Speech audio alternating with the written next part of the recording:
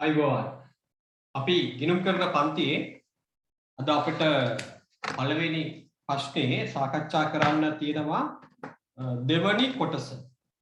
අපි දැන්ට පළවෙනි ප්‍රශ්නේ වගුවක් සම්පූර්ණ කරගත්තා. මම ඔයාලට රෙකෝඩින් බලන අයට දැනගන්න පහසු වෙන්න මම ස්ක්‍රීන් එකට ෂෙයා කරන්නම් අපේ ගණන. මෙන්න මේ වගුව අපි සම්පූර්ණ කළා ගිය සතියේ. ඊළඟට ඒ දිත්ත බලපෑම පද පහක සමීකරණයක් දීලා තියෙනවා. වත්කම් වියදම් ප්‍රාග්ධන වගකීම් ආදායම් සමීකරණෙත් වාර්තා කළා. දැන් අපිට කරන්න තිබෙනවා ඒකේ දෙවනි කොටස. ගනුදෙනු ලෙජරේ පිටපත් කර ශේෂ පිරික්සම පිළියෙල කිරීම. හරි. දැන් එහෙනම් හැමෝටම පළවෙනි මේ නිබන්ධනයේ පළවෙනි ප්‍රශ්නට අදාළව දිත්ව සටහන ලැබිලා ඇති නේද? මෙතන ඉන්නවද දැන් ඔන්ලයින් පන්ති ආපු අයගෙන් ඉන්නවද කවුරු හරි ගිය සතියේ වීඩියෝ එක බලපු නැති කෙනෙක් එහෙම නැත්නම් ගිය සතියේ ඔන්ලයින් පන්ති ආපු නැති කෙනෙක් ඉන්නවද? දැන් හැමෝම ළඟ දිත්ත සටහනට අදාළ උත්තර තියෙනවා. එක ළමෙක් ළඟ විතරයි දිත්ත සටහන නැමැතිව ඉන්නේ. අපි වැඩේ බැලන්ස් කරගෙන යන්න පුළුවන් වෙයි. දැන් අපිට තිබෙන්නේ මේ ගනුදෙනු ඔයාට පළවෙනි තීරුවේ දෙනවා ගනුදෙනු දිත්ත බලපෑම අවශ්‍ය වෙන්නේ නැහැ. ඔයා පොතේ හෝ print out එකේ ලියාගෙන ඇති ගනුදෙනුවට අදාළ දිත්ත සටහන මේ හිස් කොටු වල දිත්ත සටහන ඔයා ලියාගෙන ඇති. ඒක පදනම් කරගෙන තොරතුරු ලෙජරේ වාර්තා කිරීම තමයි අද කරන්න තිබෙන්නේ. මම ආයෙත් ඔයාට පැහැදිලි වෙන්නත් එක්ක සමීකරණය ලියන්නම්. අත්කම් එකතු කිරීම වියදම් සමානයි ප්‍රාග්ධනය එකතු කිරීම වගකීම් එකතු කිරීම ආදායම්.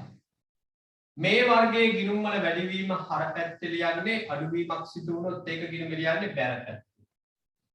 ප්‍රාග්ධන වගකීම් ආදායම් ඒ ගිණුම් වැඩිවීම බැර පැත්තේ ලියනවා අඩුවීමක් සිදු වුණොත් ඒක ලියන්නේ ගිණුමේ හර පැත්තේ. ඒක තමයි අපි මේ පාඩම ඉගෙනගෙන යන විට මතක තියාගන්න ඕන පළවෙනිම මූලධර්ම. වත්කම් වියදම් වැඩිවීම හර අඩුවීම බැර.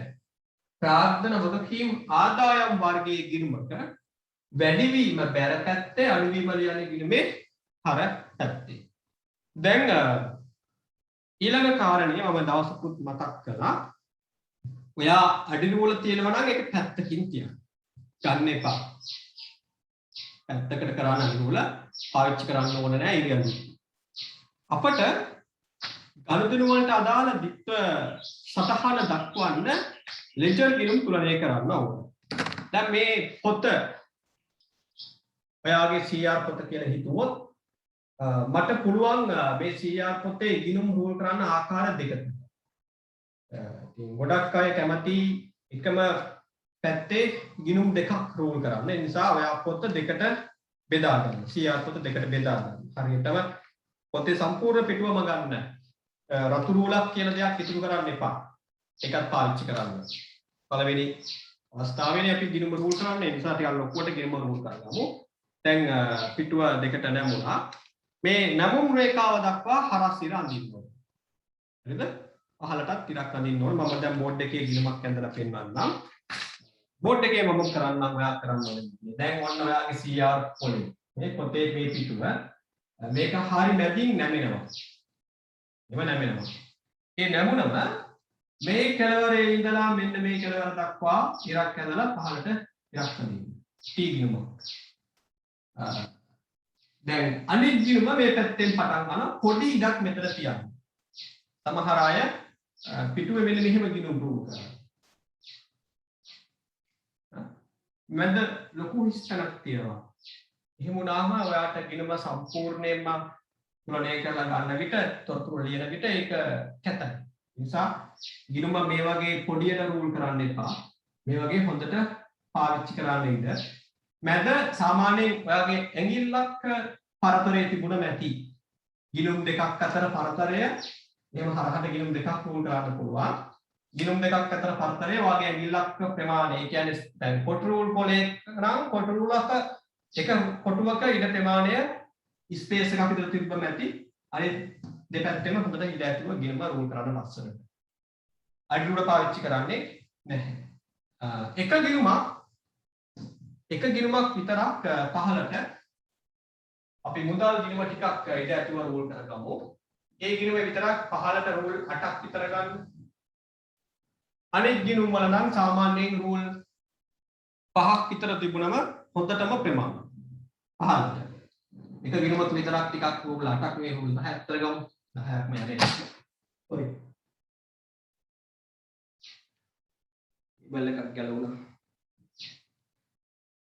රෝල් 10ක් විතර තියන්න අනිත් ගිනුම් වල සාමාන්‍යයෙන් රෝල් 5ක් පහළට ගත්තම ඇති.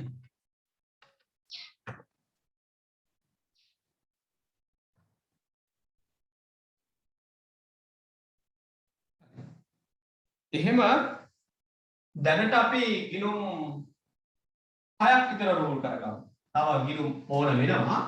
දැනට ඔයා පොතේ ගිනුම් 6ක් රෝල් කරගන්න. පේජයකට 2 ගන්න. පේජ 3ක්. ඉක්මනින් ගිනුම් 6ක් රෝල් කරගන්න. දන්නවා මම ඔයාගේ ඉරි ඇද වෙනවා කියලා. රෝල පාවිච්චි නොකර ඉරි අඳින්න ගියාම ඉරි ඇද වෙනවා. හරි බයයි ඔයා ප්‍රවේශමෙන් රෝල් කරන්න. ඒකයි මම ගිනුම් 6ක් මුලින්ම රෝල් කරගන්න කිව්වේ. දැන් මම අද උදේ 8 ඉඳලා 1:00 වෙනකම් 21 බැච් එකේ ළමයිට පන්තියක් කරා. යාළුවන්ට දැන් මේ දවස්වල අපි සාකච්ඡා කරන්නේ සමාගම් ගිනුම්. සමාගම් ගිනුම් ටියුට් එක සාකච්ඡා කරලා අවසන්. දැන් මේ දවස්වල අපි කරන්නේ විභාග ප්‍රශ්න පත්‍ර. අද 2014 අවුරුද්දේ විභාග ප්‍රශ්න පත්‍රය සාකච්ඡා කළා සමාගම් ගිනුම් පාඩමේ. එතෙන්දී යාළුවන්ට ඔය CR පොතේ සම්පූර්ණ උඩේ ඉඳලා පහළටම ඉරියන් දින්න ඕනේ. මම අද ඇහුවා. පළවෙනි දවසේ මම කිව්වා T ගිනුමක් පහළට රූල් 10ක් රූල් කරගන්න කියා ටිකක් වැඩිපුර කාලයක් ඊට වඩා අඩු කාලයකින් දැන් බැරිද ඔයාලට සමාගම් ගිනුමක් රූල් කරගන්න. හැමෝගෙම උත්තරේ ඔව්. දැනට ඔයාටත් මේ தත්ත්වයට මුහුණ දෙනවා. ඔයාට මේ වෙලාවේදී T ගිනුමක් රූල් කරන්න ගත වෙන කාලයට වඩා ඉක්මනින් 21 බැච් එකේ අයියලා කළා සමාගම් ගිනුම් රූල් කරනවා. CR පොතේ පිටුව පුරාම ඉඳලා පහළටම. ඒ වගේමයි සමහර අය මට දැන් හෝම්වර්ක් එවනවා සමහර විට ගැටලුවක් ආවම උත්තරේ එයා හදපු ගණනේ ෆොටෝ එකක් අරගෙන මට WhatsApp කරනවා. සමහර අයගේ ඒ ඉරි අඩිරුලක් පාවිච්චි කරලා ඉරියන්න වගේම හරි නීට් පැහැදිලිව කෙලින් ඉරියන්න තියෙනවා. හැබැයි හැමෝම පළවෙනි දවසේ බැන දැන් මට පේන්නේ නෑ නේද? ඒ නිසා සමහර අය හොර වැඩ කරා. හැබැයි මම හෝම්වර්ක් බලද්දි හෝම්වර්ක් වලට මම උත්තරවත් බැලුවට රිප්ලයි කරන්නේ නෑ. හරිද වැරදිද කියලා කිව්වත් කියන්නේ නෑ. එයා අඳුරෙන් නම් ගිනුම් වලට ඉරියන්නලා තියෙන්නේ. ඒ වගේ කරලා බොහොම අමාරුවෙන් ළමයි ටික හුරු කරගත්තා. සමහර අය කැමැත්තෙන්ම ඉරියන්දිනක පටන් ගන්න වරුල පාවිච්චි නොකර සමහර අය අකමැත්තෙන් ඉරියන්දින්නේ මුල පාවිච්චි නොකර පොත කැත වෙනවට හරි ලෝභයි. එයා වගේ පළවෙනි දවස්. හැබැයි ඒකේ ප්‍රතිඵලය භුක්ති විඳින්නේ විභාගේ ලඟ වුණා. විභාගේ ලඟ වුණාම ඔයාලා කියනවා අයියෝ අපිට දැන් හොඳට පුළුවන්නේ අඩුම තරමේ මම කියන්නේ හරියට ඔයා මායක මේ කාලය ඇතුළත වැඩ කළොත් එකවුන්ටින් බැරි වුණත් බැරි වෙන්නේ නැහැ.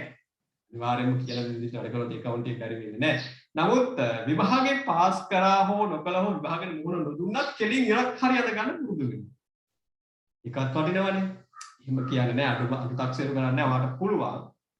මායක මේ කාලය ඇතුළත වැඩ කළොත් ඔයාට මම කියන දේවල් ටික කරොත් හෝම්වර්ක් ටික කරොත් ඔයාට කුලිසිය කියන එක හරි ආස කරන සබ්ජෙක්ට් එකක් වෙනවාමයි. ඒක මම බාර ගන්නවා. මට එපා වෙන්නේ නැහැ එකවුන්ටින්. නමුත් කියලා දේවල් කරන්න ඕන. නිසා පළවෙනි දවස්වලදී ගිණුම රූල් කරගන්න හරි කම්මැලි වෙනවා රූල පාවිච්චි නොකර. හැබැයි ඔයාට ඒක ලොකු වාසියක් කරගන්න පුළුවන්. ප්‍රශ්න පත්‍රයට උත්තර ලියද්දි විභාගෙදි වෙලාව විතර කරගන්න පුළුවන්. ඒ නිසා හැමෝම රූල පාවිච්චි නොකර ඉන්න. මමත් රූල් කරගන්නවා ගිණුම් කීපයක්. මට ඔය ඇති. දැන් අන්න යනවා මම පළවෙනි ගනුදෙනුව වාර්තා කරන්න. ඔයාලට මතක ඇති ගිණුමක හරපැත්ත බැලපැත්ත මම කියලා දුන්නා. මේ තියෙන්නේ ගිණුමේ හරපැත්ත. ඕනම ගිණුමක. මේ හරපැත්ත. මේ තියෙන ගිණුමක බැලපැත්ත. ගිණුමක පැති දෙකක් තියෙනවා හරහා බැල වශයෙන්. දැන් බලමු අපි පළවෙනි ගනුදෙනුව කොහොමද ලෙජරේ වාර්තා කරන්න කියලා. දැන් පළවෙනිට තිබෙනවා රුපියල් ලක්ෂ 5ක් යොදා ව්‍යාපාරය ආරම්භ කිරීම. ඊළඟ ටියුට් එක තියෙනවා ඒකේ තියෙනවා පළවෙනි ගනුදෙනුව ලක්ෂ 5ක් යොදා ව්‍යාපාරය ආරම්භ කිරීම. ඒකේ දිත්ත බලපෑමක් මම දුන්නා. මොකද්ද දිත්ත බලපෑම? මුදල් වත්කම වැඩි වෙනවා. දෙක ප්‍රාග්ධනය වැඩි වෙනවා. හරි දැන් ඒක ලෙජරේ වාර්තා කරන්න ඕන. ව්‍යාපාරයට අයිතිකරුකෙන් මුදල් ලැබුණම දැන් ඔන්න මතක ඇතිනේ ව්‍යාපාරයේ එකක සංකල්පය නේද? ව්‍යාපාරයේ එකක සංකල්පය අනුව ව්‍යාපාරයට මුදල් ලැබෙනවා. එතකොට ව්‍යාපාරයේ මුදල් කියන දේපල මුදල් කියන වත්කම වැඩි වෙනවා. ඒක වාර්තා කරන්න අර ලොකු ගිණුම නම් කරගන්න මුදල් ගිණුම ලෙස. මුදල් ගිණුම ලෙස. ඔයාගේ CR පොතේ මේ ඉහළ වම් කෙළවරේ රුපියල් 1000 වලින් කියලා දක්වන්න. රුපියල් 1000 වලින්. හැම ගිණුමකම දක්වන්න ඕන නැහැ. පොතේ මේ කෙළවර උඩින් දක්වුවම ඇති. උත්තරේට උඩින් දකුණු කෙළවරේ දකුණු කෙළවරේ 1000 වලින් කියලා දක්වන්න. නේද? ඒ ඇති. දැන් ඔන්න මම මුදල් ලැබීම ලියන්නේ මුදල් ගිණුමේ. අපි දන්නවා මුදල් ගිණුම කියන්නේ වත්කම් ගිණුමක්. මුදල් කියන්නේ වත්කම. වත්කමක වැඩිවීම හා අඩුවීම ලියන්නේ මුදල් ගිණුමේ. එතකොට මේවා වත්කම් ගිණුමක් ලෙස සැලකෙනවා. දැන් අයිතිකරුකෙන් මුදල් ලැබුණම ව්‍යාපාරයේ මුදල් වත්කම වැඩි වෙනවා. බලන්න මම මේ ලියාගත් සමීකරණය. මම ඩබල් එන්ට් එක ගොඩනගෙන ආකාරය බලන්න. වත්කමක් වැඩි වෙනවා. ඒක වත්කම් ගිණුමේ ලියන්නේ කොහෙද? හර පැත්තේ. ඔයා උත්තරෙත් ලියාගෙන ඇති නේද? මුදල් වත්කම වැඩි වේ දිත්ත සටහන ලියලා තියෙනවා මුදල් ගිණුම හර කියලා. එහෙනම් ඔන්න මම මුදල් ගිණුම හර කරන්න යනවා. දිනය ලියනවා 1.1. ලක්ෂ 5 ලියන්නේ 500ක් ලෙස. ලක්ෂ 5 දහස් වලින් ලියන්නේ 500ක් ලෙස. ඔන්න මම මුදල් ගිණුම හර කරනවා. මුදල් ගිණුම හර කරනවා. දෙවනි සටහන යොදන්නේ ප්‍රාග්ධන ගිණුමේ. නේද? ඔයාගේ පොතේ තියෙනවා දිත්ත සටහනේ දෙවනි සටහන ප්‍රාග්ධන ගිණුම බැර වෙනවා කියන්නේ. ඇයි බැර වෙන්නේ? ව්‍යාපාර ඒකක සංකල්පයට අනුව අයිතිකරු දෙන මුදල් අනාගතයේ අයිතිකරුට ගෙවන්න ඕන. කවුරුන් විසින්ද ගෙවන්න ඕනේ? ව්‍යාපාරයේ විසින්. ව්‍යාපාරයක් අයිතිකරු කියන්නේ දෙන්නේ ආශ්‍රවයන් දෙකක්. එතකොට මේ තොරතුරු වාර්තා කරන්නේ ව්‍යාපාරය වෙනුවෙන් අපි. එයා වැඩ කරන්නේ ව්‍යාපාරය වෙනුවෙන්. දැන් ව්‍යාපාරය අයිතිකරුවාට මුදල් අනාගතයේ ගෙවන්න ඕනේ. ඇයි ගෙවන්නේ? මේ වෙලාවේ අයිතිකරුගෙන් අපි ණය මුදලක් මේ අරන් තියෙන්නේ. ව්‍යාපාරය කරගෙන යන්න ව්‍යාපාරයේ අයිතිකරුගෙන් ණය මුදලක් ගත්තා. ඒ ගත්ත ණය මුදල අනාගතයේ ගෙවන්න ඕන. ඒ ගෙවන්න තියෙන ශේෂයට අපි කියනවා ප්‍රාග්ධනය කියලා. නැත්නම් හිමිකම කියලාත් කියනවා. දැන් ප්‍රාග්ධනය වැඩිවීම අයිතිකරුවාට ගෙවන්න තියෙන ශේෂය ප්‍රාග්ධනය වැඩිවීම ප්‍රාග්ධන ගිණුමේ කොයි පැත්තේද ලියන්නේ බලන්න. ප්‍රාග්ධනය වැඩිවීම කොහෙද ලියන්න ඕනේ? ප්‍රාග්ධන ගිණුමේ බැර පැත්තේ. ප්‍රාග්ධනයේ වැඩිවීම බැර. එහෙනම් මෙන්න ප්‍රාග්ධන ගිණුම එන්න බැර පැත්තට දිනය ලියන්න 1.1. ලක්ෂ 5ක් ලියන්න. එළවලු. ළමයි දැන් මම ලියද්දී කල්පනාකාරී වුණා. එහා කෙළවරෙන් දිනය ලියනවා මෙහා කෙළවරේ වටිනාකම ලියන මැද ස්තනක් තියාගත්තා. ඒ තියාගන්නේ විස්තරය ලියන්න. මොකක්ද විස්තරය කියලා කියන්නේ? මම මෙතන ලියන්න ඕනේ මෙයා හර වුණානේ බැර වෙන කෙනාගේ නම.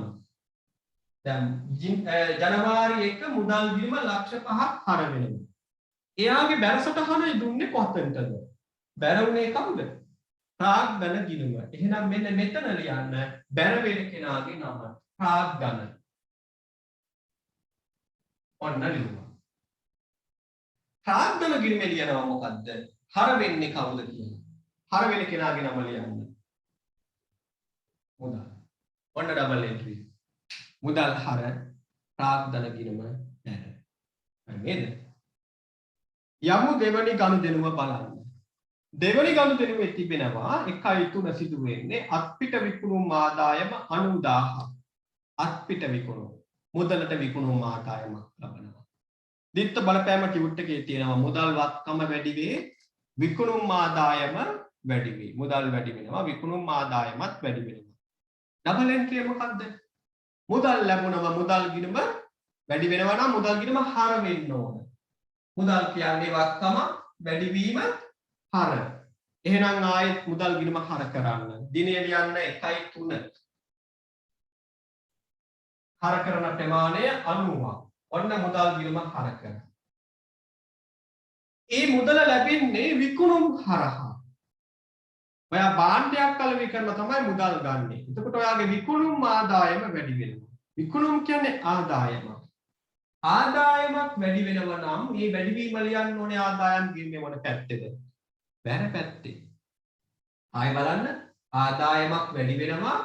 එහෙනම් ආදායම් වැඩිවීම ආදායම් ගින්නේ ලියන්න ඕනේ බැර පැත්තේ. ඔයා ආරම්භ කරන්න විකුණුම් ගිණුම. ආදායම් ගිණුම කියලා නිකම්ම ලියන්න එපා. ඔයා නම් කරන්නේ විකුණුම් ගිණුම ලෙස. විකුණුම් ගිණුම ආරම්භ කරන්න. හරි. එයා බැර කරන්න. දිනය 1.3. බැර කරන ප්‍රමාණය 90ක්. හරි. ඔන්න ළමයි බලන්න බෝඩ් එක මුදල් හර වෙනවා. විකුණුම් බැර වෙනවා. මුදල් ගිණුමේ ලියනවා බැර වෙන කෙනාගේ නම විකුණුම්. විකුණුම් ගිණුමේ ලියනවා හර වෙන කෙනාගේ නම. හර උනේ කවුද කියලා මෙතන ලියනවා. මුදල්. ඔන්න ඩබල් එන්ට්‍රි ලියමු. මුදල් හර කරා විකුණුම් ගිණුම බැර කරා. මාරුනේ නේද? මාරුනේ ටික ටික අපි කරගෙන යමු. දිනේ 1.5. රුපියල් ලක්ෂ 6ක බැංකු ණය මුදලක් ලබා ගන්නවා. ආයතනයට මුදල් ලැබෙනවා බැංකුවෙන්. එතකොටත් මුදල් වක්කම වැඩි වෙනවානේ. බැංකුව අපට ලක්ෂ 6ක් මුදල් දුන්නා. එතකොට මුදල් වක්කම වැඩි වෙනවා. ඔයා දැන් දන්නවා මුදල් වැඩි වුණොත් මොකද්ද කරන්න කියලා. මුදල් වැඩි වුණොත් මුදල් ගිණුමේ ලියන්න ඕන. මොන පැත්තේද? හර පැත්තේ. අපි දැන් මුදල් වැඩිවීම දෙකක් ලිව්වා. තුන්වෙනි දවසටත් මුදල් වැඩි වෙනවා. හර කරන්න මුදල් ගිණුම. දිනය ලියන්න 1.5. හර කරන්න ලක්ෂ 6ක් මේ වතාව. මුදල් ලැබුණේ කොහොමද? බැංකුවේ. ණය මුදලක් ලෙස. ඒ කියන්නේ බැංකුවට අපි මුදල් අනාගතයේ ආයෙ ගෙවන්න ඕන ලක්ෂ 6. දැන් ගත්ත ලක්ෂ 6 අනාගතයේදී අපි බැංකුවට ගෙවන්න ඕන. බැංකුවට ගෙවන්න තියෙන ශේෂයන්ට අපි කියනවා මොනවද? වගකීමක් කියලා. බැංකුවට ගෙවන්න තියෙන ශේෂය අපි කියනවා වගකීමක් කියලා. වගකීමක වැඩිවීම කොහෙද ලියන්න ඕන? වගකීම් ගියමේ බැරපැත්ත. ප්‍රාග්ධනය වගකීම් ආදායම් වැඩිවීම බැරපැත්තේ ලියනවා. එහෙනම් මම ආරම්භ කරනවා දැන් බැංකු ණය ගිණුම. මම ආරම්භ කරනවා බැංකු ණය ගිණුම. ඒක වගකීම් ගිණුම. වැඩිවීම බැර. එහෙනම් බැර කරනවා දිනේ 1.5. 600. ඔන්න බැර කරා. දැන් මෙතන මොකක්ද ලියන්නේ? හර වෙන කෙනාගේ නම. හර වෙන කෙනාගේ නම ලියන්න මුදල් කියලා. මුදල් ගිණුමේ ලියනවා බැර වෙන කෙනාගේ නම. බැංකු ණය. ඔන්න. ආයතනයකට මුදල් ලැබෙන්න පුළුවන් ක්‍රම තුනක් තියෙනවා. මොකක්ද ආයතනයකට මුදල් ලැබෙන්න පුළුවන් ක්‍රම තුන? අයිතිකරුවෙන් ලැබෙන්න පුළුවන්. අයිතිකරුවන්ගෙන් ලැබුණොත් ඒක ප්‍රාග්ධන ගිණුමේ බැර පැත්තේ ලියුව මුදල් ගිණුම හර කරනවා. ආදායම් උපයාගෙන මුදල් ලබා ගන්න පුළුවන්. ආදායම් උපයන මුදල් ලැබුණොත් ඒක මුදල් ගිණුම හර අදාළ ආදායම් ගිණුම බැර වෙනවා. එහෙම නැත්නම් ණයට මුදල් ලැබෙන්න පුළුවන්. වගකීමක් ලෙස බැංකු ණයක් ලෙස ලැබෙන්න පුළුවන්. එහෙම වුණොත් ඒක මුදල් ගිණුම හර අදාළ වගකීම් ගිණුම බැර වෙන්න ඕන. හරි. අපි යමු 1.7 ගනුදෙනුව බලන්න. 1.7 අත්පිට ගැනුම් ලක්ෂ 4ක්. බලන්න දික්ත බලපෑම ටියුට් එකේ තියෙනවා. අත්පිට ගැනුම් බඩු තොග වක්කම වැඩි වේ. බඩු තොගේ කියන වක්කම වැඩි වෙනවා. බලන්න ළමයි වක්කමක වැඩිවීම හර බඩු තොගේ කියන වක්කමක වැඩිවීම හර කරන්නේ කොහේද? මොන ගිණුමේද? අපි කිව්වා බඩු තොග ගිණුම නෙමෙයි. මොකද්ද ගිණුම කිව්වේ? ගැනුම් ගිණුම. එහෙනම් ඔයා දැන් ආරම්භ කරන්න ගැනුම් ගිණුම. මගේ බෝඩ් එක ඉඳ තියා ගන්න ඕන නිසා මම මෙතනින්ම ආරම්භ කරනවා. ආයිකට බැරි වෙන්නේ ගැනුම් ගිණුමට තව තියෙනවා. මම මෙහෙම ආරම්භ කරනවා. ගැනුම් ගිණුම ආරම්භ කරනවා. මේක තමයි බඩුතොග වත්කම වැඩි වෙන ගිණුම.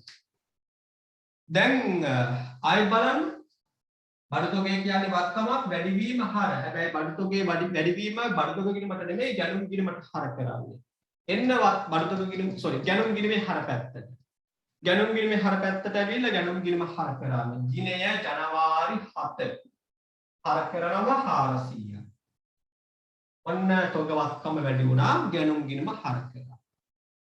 මේ තොගය ලබා ගන්නේ මුදල් ගෙවලා. මුදල් ගෙවලා ලබා ගන්න. එතකොට මුදල් ශේෂය මොකද වෙන්නේ? අඩු වෙනවා. මුදල් අඩු වීම මුදල් ගිණුමේ ලියන්න ඕන. මොන පැත්තේද ලියන්නේ?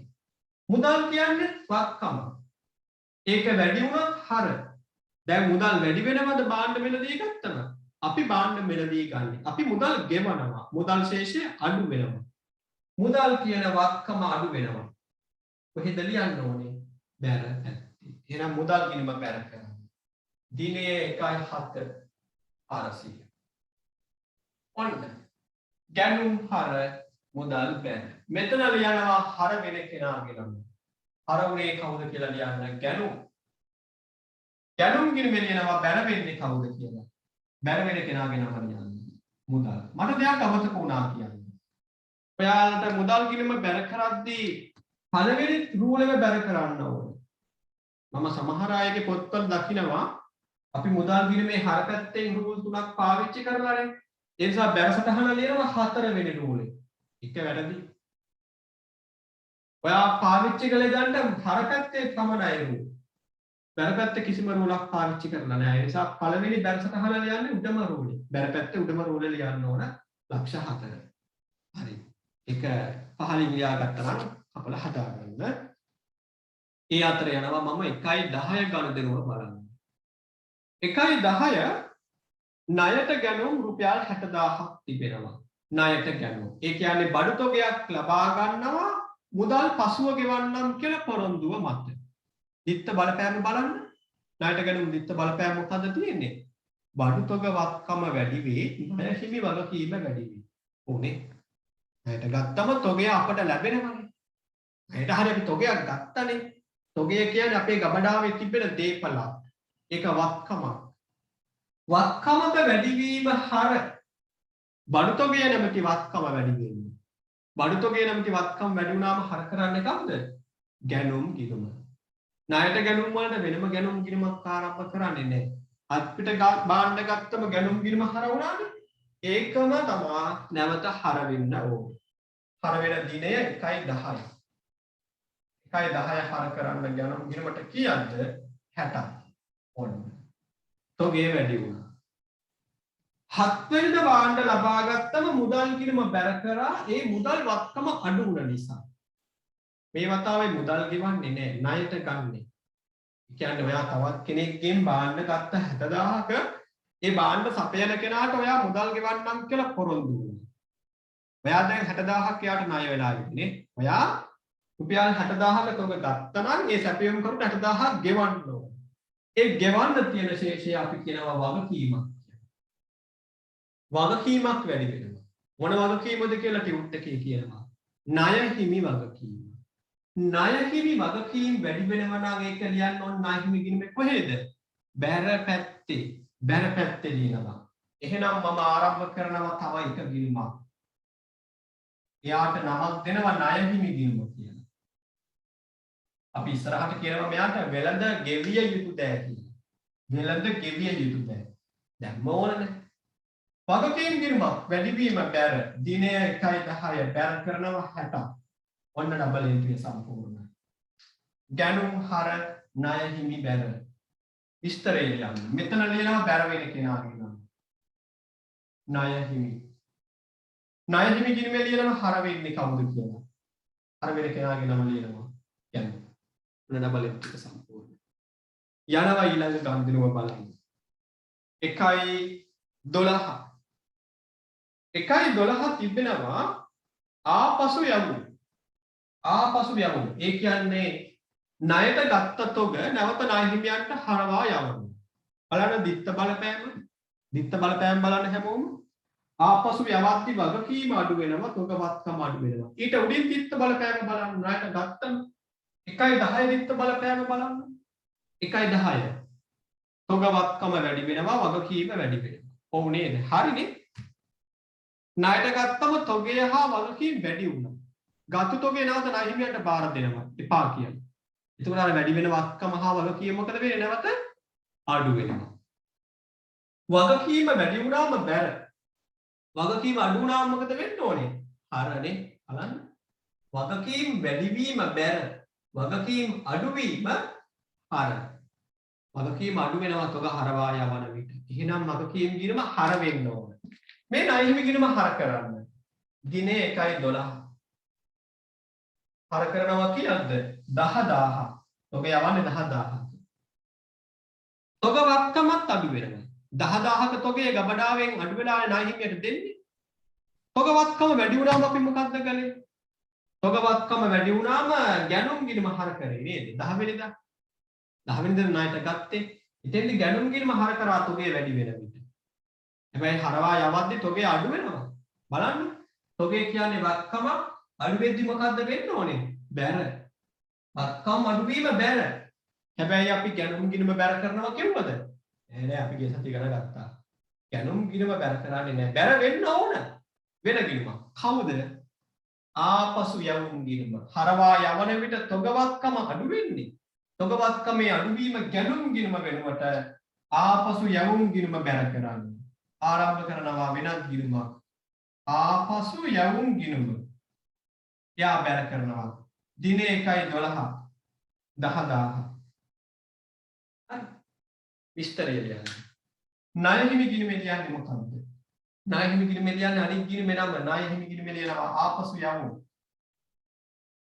ආපසු යවුම් ගිණුමේ මොකක්ද ලියන්නේ? අනිත් ගිණුමේ නම ණය හිමි.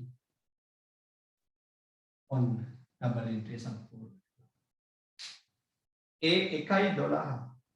දැන් මම යනවා 1.15 ගණිතනව බලන්න. 1.15 ණය හිමියන්ට රුපියල් 20000ක් ගෙවීම. ඔව් වගකීමෙන් නිදහස් වෙන්න මුදල් ගෙවන්න ඕනනේ. දැන් බලන්න ණය හිමි ගිණුම භාණ්ඩ ගත්තා 60000ක. ඒකෙන් 10000ක භාණ්ඩ නැවත හරවා යවුවා. අපි මුදල් ගෙවන්න ඕනේ යනුව කීයද? 50000ක් ගෙවන්න ඕනේ. ඔයා 60000ක භාණ්ඩ අරගෙන 10000ක් බාර දුන්නා 50000ක භාණ්ඩ ඔයාලට තියෙනවා ණයට අරගෙන තියෙනවා. එහෙනම් මුදල් ගෙවන්න ඕනේ වගකීමෙන් නිදහස් වෙන්න. ඒ අනුව අපි දිනය 1.15 රුපියල් 20000ක් ණය හිමියන්ට ගෙවනවා වගකීමෙන් නිදහස් වෙන්න. බලන්න දිත්ත බලපෑම. හරි වැදගත් දිත්ත බලපෑම අවබෝධ කරගන්න එක. ඒක මුල් කාලේ බෑ. ඒකනේ මම දිත්ත බලපෑම ආවට දීලා තියෙන්නේ ප්‍රශ්න 6ක් හෝ 5ක් පුරාවට. ප්‍රශ්න 5ක් නේද? ප්‍රශ්න 5කව දිත්ත බලපෑම මම දෙනවා. ඒක තනියම එකවර අවබෝධ කරගන්න හැමෝටම බැරි නිසා.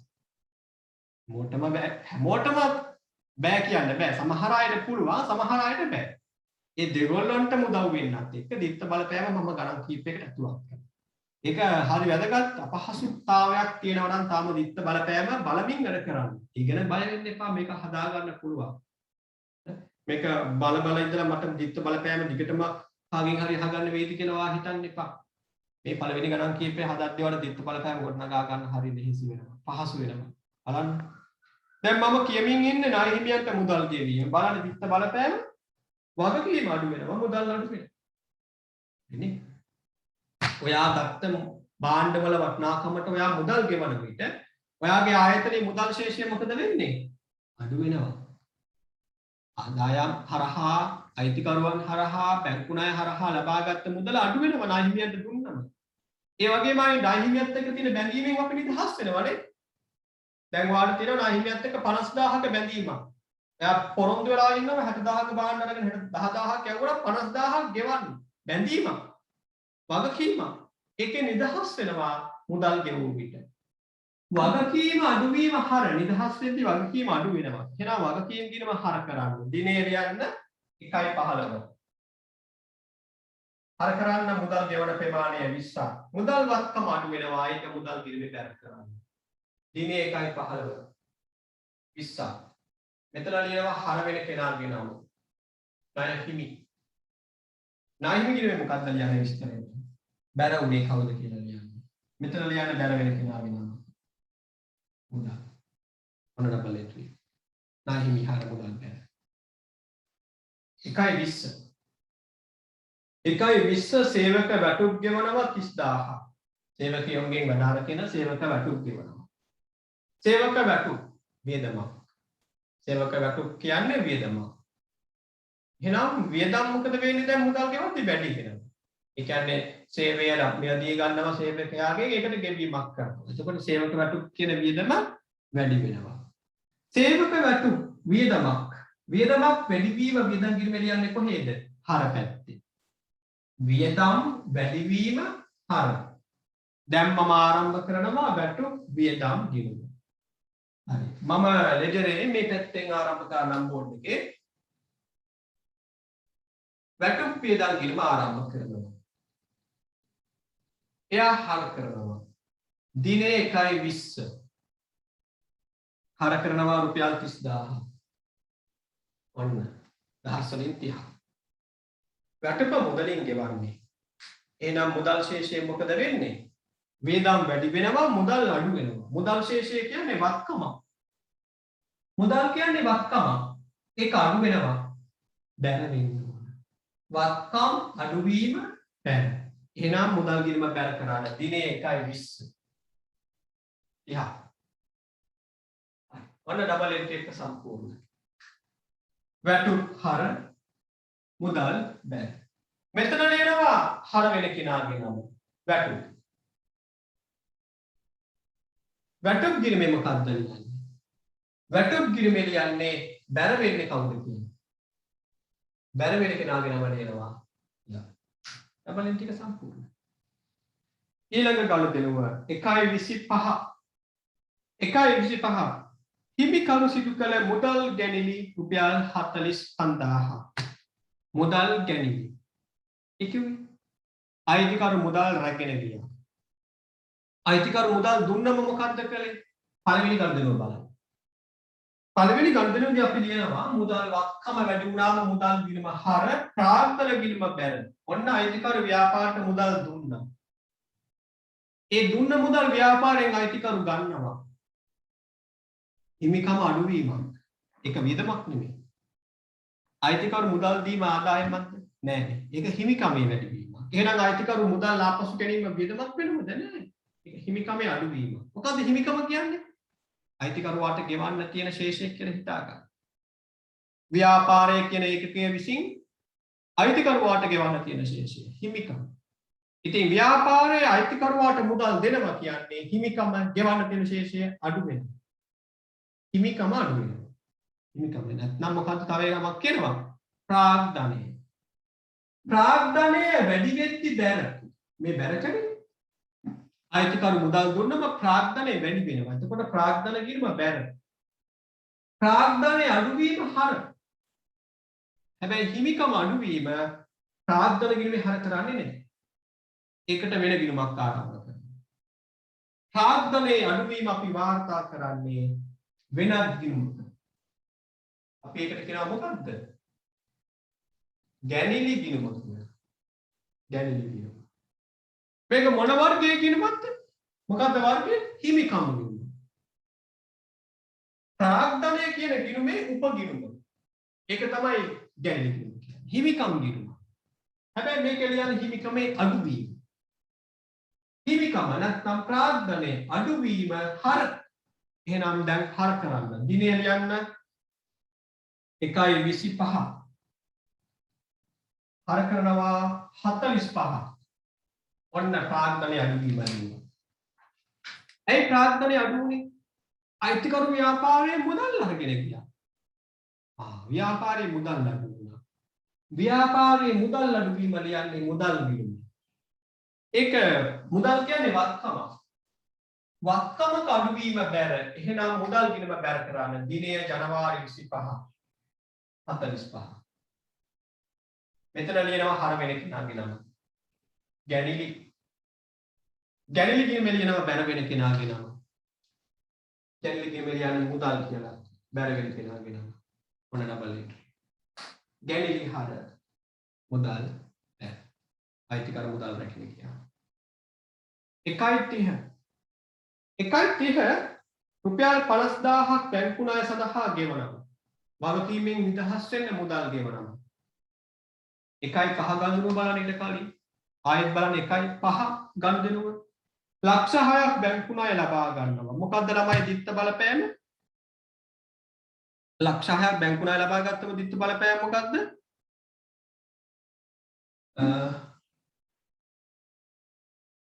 ලක්ෂ 6ක් මුදල් ලබා ගත්තම වශයෙන් මොකද්ද මේක තියෙන්නේ ගැණිලි ගිණුම. ඒක තමයි මම කිව්වේ නේ. ඔයාලගේ රිප්ලයි දැන් එන්නේ. හරි. ලක්ෂ 6ක් මුදල් ලබා ගත්තම බැංකුවෙන් මුදල් ගිණුම හර කරා බැංකු ණය ගිණුම බැර කරා. ඔන්න වගකීම ඇති වුණා. 1.5 වගකීමක් හටගත්ත මුදල් වත්කම වැඩි වුණා. එතකොට මුදල් ගිණුම හර බැංකු ණය ගිණුම බැර. දැන් බැංකු ණයෙන් නිදහස් වෙන්න ඕනේ. ඔයා බැංකුවට ණය වෙලා ඉන්නවා රුපියල් ලක්ෂ 6ක්. ඒකේ නිදහස් වෙන්න මොකද්ද කරන්නේ? බැංකුවට ආයෙ මුදල් ගෙවන්න ඕනේ. බැංකුවට ආයෙමත් මුදල් ගෙවද්දී වගකීමෙන් නිදහස් වෙනවා. වගකීම අඩු වෙනවා. වගකීම අඩු වෙනවා. හර. වගකීම් අඩුවීම හර. එහෙනම් බැංකු ණය සඳහා මුදල් ගෙවද්දී වගකීම් ගිණුම ජනවාරි 30 හර කරනවා. කීයක්ද 50. ඒ වගේමයි මුදල් වත්කම මොකද වෙන්නේ? ඒත් අඩු වෙනවා. ඒක මුදල් ගිණුමේ බැර කරනවා. 50. මුදල් ශේෂයේ ඉහළ යාමක් මුදල් ගිණුමේ හර පැත්තේ ලියනවා. මුදල් ශේෂයේ අඩු වෙනවා නම් මුදල් ගිණුමේ බැර පැත්තේ ලියනවා. ඔන්න ඩබල් එට් එක සම්පූර්ණ කරාට මෙතන ලියනවා මොකද්ද? මෙතන ලියනවා හර උනේ කවුද කියලා. අනිත් ගිණුමේ නම ලියන්න. බැංකු ණය. බැංකු ණය ගිණුමේ ලියනවා බැර උනේ කවුද කියලා. හොඳයි. හරි. ඔය ඇත්ත.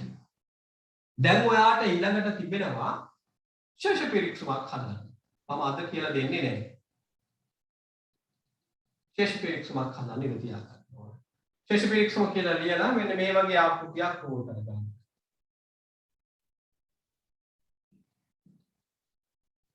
ගිණුමේ නම හර බැර රුපියල් 1000 වලින් කියලා. මේකට ඉඳ තියාගන්න ගිණුම් ප්‍රමාණයට ඉඳ තියාගන්න. 1 2 3 4 5 6 7 8 9 පහළට ගන්න රූල් 10ක් එකතුවටත් එක්ක. ශේෂ පිරික්සුම. මෙන්න මේ වගේ ආකෘතියක්. ගිණුමේ නම හර බැර පහළට රූල් 10ක්. ඒක අපි ඊළඟ දවසේ කරමු. රූල් 10ක් පුරුදු කරලා ආකෘති හදාගත්ත මෙති. ආකෘති හදාගෙන අපි යමු ප්‍රශ්න අංක 2ට දැන්. හරි. මම පොඩි වෙලාවක රෙකෝඩින් නතර කරනවා. දැන් මම ඔයා එක්ක ප්‍රශ්න අංක 2 සාකච්ඡා කරන්නේ. ප්‍රශ්න අංක 2ේදී දැන් දිත්ව සටහන ලියන්න වගුව ලැබිලා තියෙනවා. ඒ වගුවේ දැන් මම ඔන්ලයින් පන්ති ණයට වගුව සම්පූර්ණ කරගන්න අවස්ථාව දුන්නා. රෙකෝඩින් බලන අයට කරන්න තියෙන්නේ මුලින්ම වගුව සම්පූර්ණ කරගෙන ඉන්න. දැන් වීඩියෝ එක බලමින් නම් ඉන්නේ වීඩියෝ එක නතර කරන්න නතර කරලා මේ වගුව සම්පූර්ණ කරගන්න ඕන. ඊළඟට තමයි දෙවෙනි කොටසට අදාළව ඔයා නතර රෙකෝඩින් එක බලන්න ඕනේ. හරි දැන් අපි වගුව උත්තර හරි වැරදි බලන අතරේ තව වැඩක් කරමු. දැන් ඔන්ලයින් ඉන්න අය ලියා ගන්න පද පහේ සමීකරණය ඔයාගේ පොතේ. ප්‍රශ්න අංක 2 දැන් අපි නැවත කරනවා සමීකරණය දැක්වීම. මේ සමීකරණය ලියන්න. මම පහලින් ලියන්නම්. වත්කම් එකතු කිරීම වියදම් සමානයි රාග්ධනය එකතු කිරීම වගකීම් එකතු කිරීම ආදායම්. මෙන්න මෙතනින් රුපියල් 1000 වලින් කියලා පෙන්නනවා. උඩින් පෙන්නන රුපියල් 1000 වලින්. හරි. මෙහෙම කරන්න. ඔයිට වඩා ලේසි.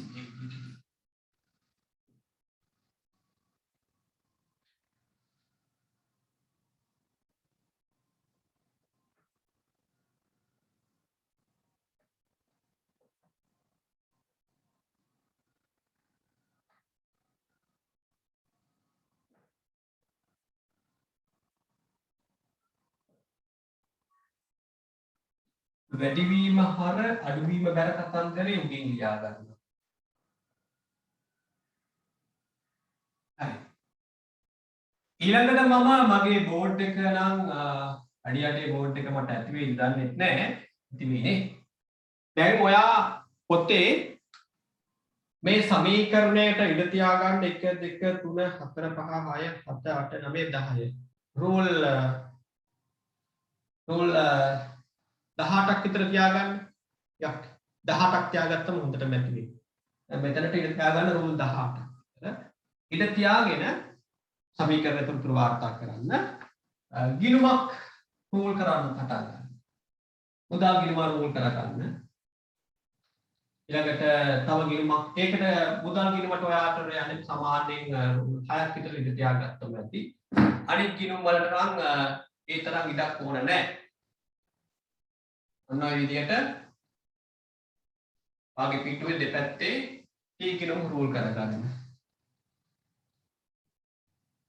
අස්සට T ගිණුම් රූල් කරගන්න.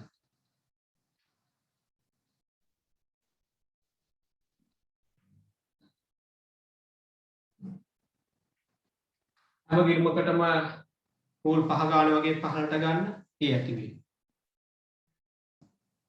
හරි. දැන් ප්‍රශ්න අංක 2ේදී පළවෙනි ගනුදෙනුවේ සඳහන් වෙනවා මෙහෙම. රුපියල් ලක්ෂ 6ක් යොදා ව්‍යාපාරය ආරම්භ කිරීම. ඔයාට මම කියලා දුන්නා ව්‍යාපාර ඒකක සංකල්පය. ව්‍යාපාර ඒකක සංකල්පයට අනුව ව්‍යාපාරය කියන්නේ එක් පුද්ගලයෙක් ව්‍යාපාරය ආරම්භ කරන්න මුල් වෙන අයිතිකරු කියන්නේ තව පුද්ගලයෙක්. පාර්ශවයන් දෙකක්. දැන් ඔයා වැඩ කරන්නේ කවුරු වෙනුවෙන්ද? ඔයා වැඩ කරන්නේ ව්‍යාපාරය වෙනුවෙන්. එයා වෙනුවෙන් තමයි ඔයා මේ තොරතුරු වාර්තා කරගන්නේ. එතකොට ව්‍යාපාරයේ තිබෙන දෙපරවලට කියනවා ව්‍යාපාරයේ වත්කම් කියලා. ව්‍යාපාරයේ විසින් වැය කරන දේවල් වලට කියනවා වියදම් කියලා. ව්‍යාපාරයේ විසින් මෙන්න මෙයාට අයිතිකරුවාට ගෙවන්න තියෙන බැඳීම් වලට කියනවා හිමිකම නැත්නම් ප්‍රාග්ධනය කියලා. ව්‍යාපාරයේ විසින් බාහිර පාර්ශවයන්ට ගෙවන්න තියෙන දේ සඳහා කියනවා මොකද්ද? වගකීම් කියලා. ආදායම් කියන්නේ ව්‍යාපාරයේ විසින් උපයා ගන්නා දේ. ව්‍යාපාරයේ විසින් සේවා සපයන භාණ්ඩ අලෙවි කරලා උපයා ගන්න දෙයක් තියෙනවා නම් ඒකට කියනවා මොකද්ද? ආදායම්. එතකොට අයිතිකරු උපයන දේවල් ආදායම් වශයෙන් සලකනවද? නැහැ. කවුරු උපයන දේවල්ද? ව්‍යාපාරය උපයන දේවල් තමයි ආදායම් කියලා කියන්නේ. මොකද ව්‍යාපාරයක සංකල්පයන අයිතිකරු කියන්නේ පිටස්තර කෙනෙක්. එයාගේ දේපල ව්‍යාපාරයේ වත්කම් රැසල යන්නේ නැහැ. මෙයාගේ ආදායම් ව්‍යාපාරයේ ආදායම් රැසල යන්නේ නැහැ. මෙයාගේ පෞද්ගලික වියදම්, මෙයාගේ ගෙදර වියදම්, මෙයාගේ පෞද්ගලික ජීවිතයේ වියදම් ව්‍යාපාරයේ වියදමක් රැසල යනවද? නැහැ. ඒව ලියන්නේ නැහැ. මේ හැම දෙයක්ම ව්‍යාපාරයේ දේපල, ව්‍යාපාරයේ විසින් කරන දෙයක්, ව්‍යාපාරයේ විසින් ගෙවන්න තියෙන බැඳීම්, ව්‍යාපාරයේ විසින් උපයා ගන්නා දේවල්. ඒක හොඳට පැහැදිලි වෙන්න ඕන.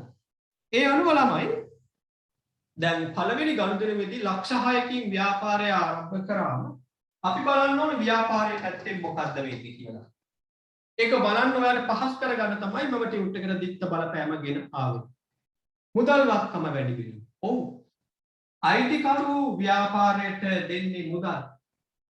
ව්‍යාපාරයේ පැත්තෙන් මුදල් කියන්නේ වත්කමක්. එහෙනම් මුදල් වත්කම වැඩි වෙනවා. දෙවනි බලපෑම මොකක්ද? මේ ලැබුණු මුදල අනාගතයේදී නැවත මෙයාට ගෙවන්න ඕන. ආයතනයේ විසින් අයිතිකරුවාට නැවත ණය ගෙවන්න ඕන. ඒ ගෙවන්න තියෙන ශේෂය මොකද්ද? ප්‍රාග්ධනය. යනවා ප්‍රාග්ධනය වැඩි වෙනවා.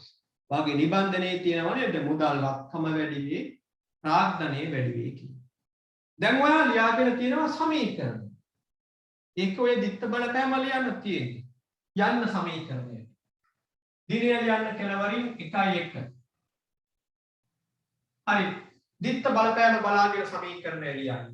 වත්කම් වලට එකතු කරන්න ලක්ෂ 6ක්. වත්කම් වලට එකතු වෙනවා. දෙවනි බලපෑම ගන්න. ප්‍රාග්ධනය වැඩි වෙයි. මෙන්න ප්‍රාග්ධනයේ සමාන ලකුණ යොදන්න. ප්‍රාග්ධනයට එකතු කරන්න ලක්ෂ 6ක්.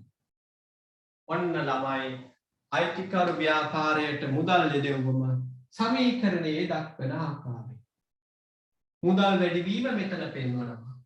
ප්‍රාග්ධනය වැඩිවීම මෙතන පෙන්වනවා. දැන් අපි ඩබල් එන්ට්‍රි ගොඩනගමු. මුදල් කියන්නේ වත්කමක්. වත්කමක් වැඩි වුණා. බලන්න උඩ.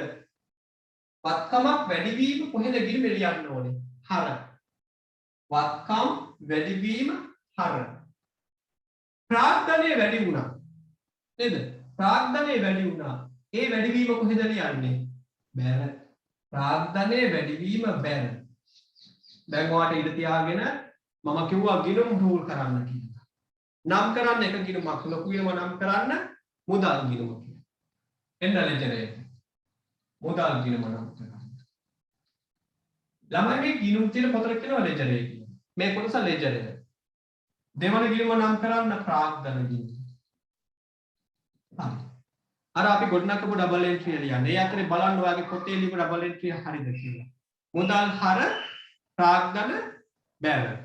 හරි. ඒකත් බලාගෙන මෙන්න මෙතන ලියනවා මුදල් ගිණුම හර කියලා ලක්ෂ 6ක්. ඔන්න මුදල් ගිණුම හරකට. මුදල් ගිණුම හර වුණා. ප්‍රාග්ධන ගිණුම මොකද්ද වෙන්නේ? බැර වෙන එක වෙන්නේ. මෙන්න බැර කරනවා. මුදල් හර වුණා ප්‍රාග්ධන බැර. විස්තරයට මොකක්ද ලියන්නේ? මෙතන මොකක්ද ලියන්නේ? මෙතන ලියනවා බැර වෙන කෙනාගේ නම. බැර වුණේ කවුද? ප්‍රාග්ධන. අන්න ලියුව බැර වෙන කෙනාගේ නම. ප්‍රාග්ධන ගිණුමේ මොකක්ද ලියන්නේ? අනිත් ගිණුමේ නම ලියනවා හර වෙන්නේ කවුද කියලා. මුදල්. නේද? මුදල් හර ප්‍රාග්ධන. ඊළඟ ගනුදෙනුව බලන්න. 1.3 ණයට විකුණුම් ආදායම. ණයට විකුණුම්. ඒ කියන්නේ භාණ්ඩ විකුණා ආදායමක් ලබනවා මුදල් ලැබුණේ නැහැ. එහෙම වෙන්න පුළුවන්ද? ඒක ආදායමක් වෙන්න පුළුවන්ද? ඔව්. අපට ගිණුම් කරන සංකල්ප තියෙනවා. අයිතිකරු හා ව්‍යාපාරය කියලා දෙකක් කියලා ඉගෙන ගන්න ඒකට සංකල්පේ. ඒ වගේ තව සංකල්පයක් තියෙනවා. උපලබ්ධි සංකල්පය. උපලබ්ධි සංකල්පයෙන් කියනවා අපි භාණ්ඩ අලෙවි කිරීම ආදායමක් ලෙස සලකන්නේ මුදල් ලැබුණම නෙමෙයි. උපලබ්ධි සංකල්පයෙන් කියනවා ඔයා නම් භාණ්ඩ අලෙවි කරන්නේ ඔයාගෙන් මම භාණ්ඩ ලබා ගන්නවා. දැන් අද ඇවිල්ලා මම වාගේ භාණ්ඩ ලබා ගන්නවා. එතකොට ඔයාගේ ගබඩාවේ තිබුණු භාණ්ඩ වල අයිතිය මට ලැබෙනවා. ඔයා ආදායමක් උපයාගෙන. එයි මම භාණ්ඩ අරගෙන ගියා කියන්නේ වාගේ පැත්තෙන් ඔයාට දැන් හිමිකමක් තියෙනවා අයිතියක් තියෙනවා මගේ මුදල් අය කරගන්න. දැන් මම ඔයාගේ ව්‍යාපාරට අද ඇවිල්ලා ලබන සතියේ සල්ලි ගෙවන්නම් කියලා බත් ටිකක් ඉල්ලගෙන යනවා. එතකොට ඔයාට අයිතියක් තියෙනව නේද මගෙන් මුදල් අය කරගන්න. ඔව්. ඒ අයිතිය ලැබුණේ මොනව නිසාද? ඒ අයිතිය ලැබුණේ ඔයා සන්තකේ තියෙන භාණ්ඩවල අයිතිය මට ලැබුණු නිසා. ඔයා ළඟ තියෙන දේපලක් මමත් පත් කරගත්තා. දැන් ඔයාට අයිතියක් තියෙනවා මගෙන් මේ වෙනුවෙන් මුදල් අය කරන්න. අන්න. මුදල් ලැබුණත් නොලැබුණත් ඔයා ආදායම හඳුනා ගන්නවා භාණ්ඩ ණයට විකුණුවාම. කවුද ඒක කියන සංකල්පය මොන සංකල්පයෙන්ද කියවෙන්නේ? උපලබ්ධි සංකල්පය. හරි. ඒ අනුව ළමයි ණයට විකුණුම් හරහා ආදායමක් ඔයාට හඳුනා ගන්න පුළුවන්. හැබැයි මුදල් ලැබුණේ නැහැනේ. දැන් මුදල් ලැබුණේ නැත්නම් ඒ භාණ්ඩ මිලදීගත් කස්ටමර්ට අපි කියනවා මුදල් ලැබෙන්න තියෙන කෙනෙක්. දැන් මම දිහා බලන්න ඕනේ ඔයා ණය ගැතිය දිහා බලනවා කියලා හිතාගෙන. ඇයි මම වාගේ භාණ්ඩ ලබාගත් කෙනානේ මුදල් නොගෙවා. එතකොට මම මුදල් ගෙවන්න ඔයාට පොරොන්දු වෙලා ඉන්නවා. ඔයාගේ පැත්තෙන් හිතුවොත් ඔයාට මගේ මුදල් ලැබෙන්න තියෙනවා. නේද? ඔයාට මුදල් ලැබෙන්න තියෙන අයට කියනවා ණය ගැතියන් කියනවා. දැනට ඉස්සරහට අපි කියනවා මොකද්ද? වෙළඳ ලැබිය යුතු දෑ. ණය හිමියන්ට අපි කියනවා වෙළඳ ගෙවිය යුතු දෑ කියලා. ණය ගැතියන්ට කියනවා වෙළඳ ලැබිය යුතු දෑ කියලා. අපිට දැන් මේ නම පාවිච්චි කරන්න අවශ්‍ය වෙන්නේ නැහැ. අපි දැන්ට ණය ගැති කියලා කියනවා. ඒ අනුව ණයට විකුණුම් සිදු කළාම ලැබෙන්න තියෙන ශේෂය වැඩි වෙනවා. ණය ගැති ශේෂය වැඩි වෙනවා. ණය ගැතියෝ කියන්නේ කවුරුන්ද? වත්කම්. බලන්න දිත්ත බලපෑ මෙහිම නේද තියෙන්නේ? 1.3 ණය ගැති වත්කම වැඩි වේ 2 මම අර කලින් කිව්වා වගේ උපලබ්ධි සංකල්පයට අනුව විකුණුම් ආදායම වැඩි වෙනවා. දැන් මේ දිත්ත බලපෑම බලාගෙන ඒ දිත්ත බලපෑම සමීකරණය අපි වාර්තා කරමු. එන්න සමීකරණයට. දිනය ලියන්න 1.3. වත්කම් වැඩි වෙනවා ලක්ෂ 2ක්. ඔන්න වත්කම් වලට ලක්ෂ 2ක් එකතු කළා. දෙවනි බලපෑම විකුණුම් ආදායම වැඩි වෙනවා. ළමයි ආදායම් වලට ලක්ෂ 2ක් එකතු කරන්න. ආදායම් තීරුවේ ලක්ෂ 2ක් එකතු වෙනවා කියලා ලියා. ඔන්න ළමයි. ණයට විකුණුම් ගිණුම් ගත කළා. වත්කම් වලට ලක්ෂ 2කුත් ආදායමට ලක්ෂ 2ක්. මොන වත්කමද? ණය ගැති වත්කම. ආයෙ දැන් ඩබල් එන්ට්‍රි ගොඩනගා ගන්න බලන්න. වත්කම් වැඩි වුණේ නේ. වත්කම් වැඩි වීම මොකද්ද වෙන්න ඕනේ ලෙජර් ගිණුමේ? හරි. බලන්න ආයෙ වත්කම් වැඩි වීම හර. මොන වත්කම් ගිණුමද? ණය ගැති වත්කම් ගිණුම. එහෙනම් ඒක මුදල් ගිණුමේ හර කරන්න පුළුවන්ද? බැහැ. මුදල් ලැබුණොත් තමයි මුදල් ගිණුම හර වෙන්නේ. දැන් වැඩි වෙන්නේ මුදල් ශේෂය නෙමෙයි ණය ගැති ශේෂය. එහෙනම් මේකට ණය ගැති ගිණුමක් ඕනේ. ලෙජරයට යන්න. ආරම්භ කරන්න ණය ගැති ගිණුම. එයා හර කරන්න. දිනේ 1.3 ලක්ෂ 2ක්. ඔන්න හර කරා. දෙවනි බලපෑම මොකද්ද? ආදායම් වලට ලක්ෂ 2ක් එකතු වුණා. ඒ ආදායම් වැඩි වුණා. බලන්න දෙවනි බලපෑම විකුණුම් ආදායම වැඩි වේ. ආදායම් වැඩිවීම බැර. ආදායම් වැඩිවීම බැර. එහෙනම් ඔයාට තව ලෙටර් ගිණුමක් ඕන වෙනවා. ඔයාට ඕන වෙනවා විකුණුම් ගිණුම. ඔයාට ඕන වෙනවා විකුණුම් ගිණුම. ඒක ආදායම් ගිණුම. බැර වෙන්න ඕන කිව්වා. බැර කරන්න දිනේ 1.3 ලක්ෂ 2ක්. ඔන්න ණය ගැති හර විකුණුම් බැර. ණය ගැති ගිණුමේ ලියනවා බැර වෙන කෙනා ගිණුම. විකුණුම්. විකුණුම් ගිණුමේ ලියනවා හර වෙන කෙනා ගිණුම. ණය ගැති. ඔන්න ඩබල් එක. හරි. යමු ඉස්සරහට. 1.5 ආපසු එමු. ආපසු එමු කියන්නේ භාණ්ඩ අලෙවි කිරීම කැන්සල් කළා. ආපසු එමු. මගෙන් භාණ්ඩ මිලදී ගත් කෙනා ඔයාගෙන් භාණ්ඩ මිලදී ගත් කෙනා නැවත භාණ්ඩ හරවා එමු. එතෙන්දී අපි කියනවා මේක ආපසු යොමු කියලා. ආපසු යොමු කරලා තව ටිකක් විස්තර කරොත් ණයට විකුණුම් වල අඩු වීම. බලන්න දිත්ත බලපෑම බැලුවම එක තේරෙනවා. මුලින්ම බලන්න 1.3 වෙනිද දිත්ත බලපෑම ආයි. 1.3 දිත්ත බලපෑම බැලුවොත් ඔයාලට පේනවා ණය ගැති වත්කම වැඩි වෙනවා විකුණුම් ආදායම වැඩි වෙනවා කියලා. 1.5 මොකක්ද වෙන්නේ? අර වැඩි වුණු විකුණුම් ආදායම අඩු වෙනවා ණය ගැති වත්කම අඩු වෙනවා. එහෙනම් අපි මුලින්ම මේකට අදාළ දිත්ත සටහන ගොඩනගා ගන්නවා. විකුණුම් ආදායම ආපසු යොමු කරහා අඩු වෙනවා. ආදායම් බෝඩ් එකේ සමීකරණය තියෙනවානේ. සමීකරණය දෙන්නේ. සමීකරණයේ ලියමු 1.5 ගන්න දෙනවා. 1.5 ගන්න දෙනවා සමීකරණයේ ලියමු. බලන්න ළමයි විකුණුම් ආදායම අඩු වෙනවා කියනවා 15000කින්. අඩු කරන්න ආදායම 15. ණයට විකුණුවාම ආදායම් වැඩි වුණා නැවත භාණ්ඩේ වුම ආදායම අඩු වෙනවා. දෙවනි බලපෑම ණය ගැති වත්කම අඩු වේ. වත්කම් වලින් 15ක් අඩු කරන්න. අන්න සමීකරණය ආපසු යොමු වාර්තා කළා. අඩු වෙන විට ඍණ ලකුණ යෙදුවේ. අරහන් ඇතුලේ ලියන්න එපා. ඍණ ලකුණ යෙදලා ලියන්න. මේකෙන් පිට ලියන්න එපා ඍණ සංඛ්‍යාව. අරහන් දාන්න අවශ්‍ය නැහැ. අන්න විකුණුම් ආදායමේ අඩු වීම ආපසු යොමු සටහන් කරනවා. දැන් ඒකට අදාළ දිත්ත සටහන ගොඩනගමු. ආදායම අඩු වුණා. බලන්න අඩුවීම කොහෙද ලියන්නේ ආදායම් ගිණුමේ? හර පැත්තේ. ආදායම් වැඩිවීම බැර. ආදායම් අඩුවීම හර. ඒ අනුව විකුණුම් හර වෙන්න ඕන ආපසු එවන විට. හැබැයි විකුණුම් ගිණුම හර කරන්නේ නැහැ. ඒ වෙනුවට අපි හර කරනවා උපගිණුමක්. මෙන්න මෙය. ආරම්භ කරන්න ලෙජරේ ආපසු එවුම් ගිණුම. ආපසු එවුම් ගිණුම ආරම්භ කරන්න. එයා හර කරන්න දිනේ 1.5 හර කරන්න 15000.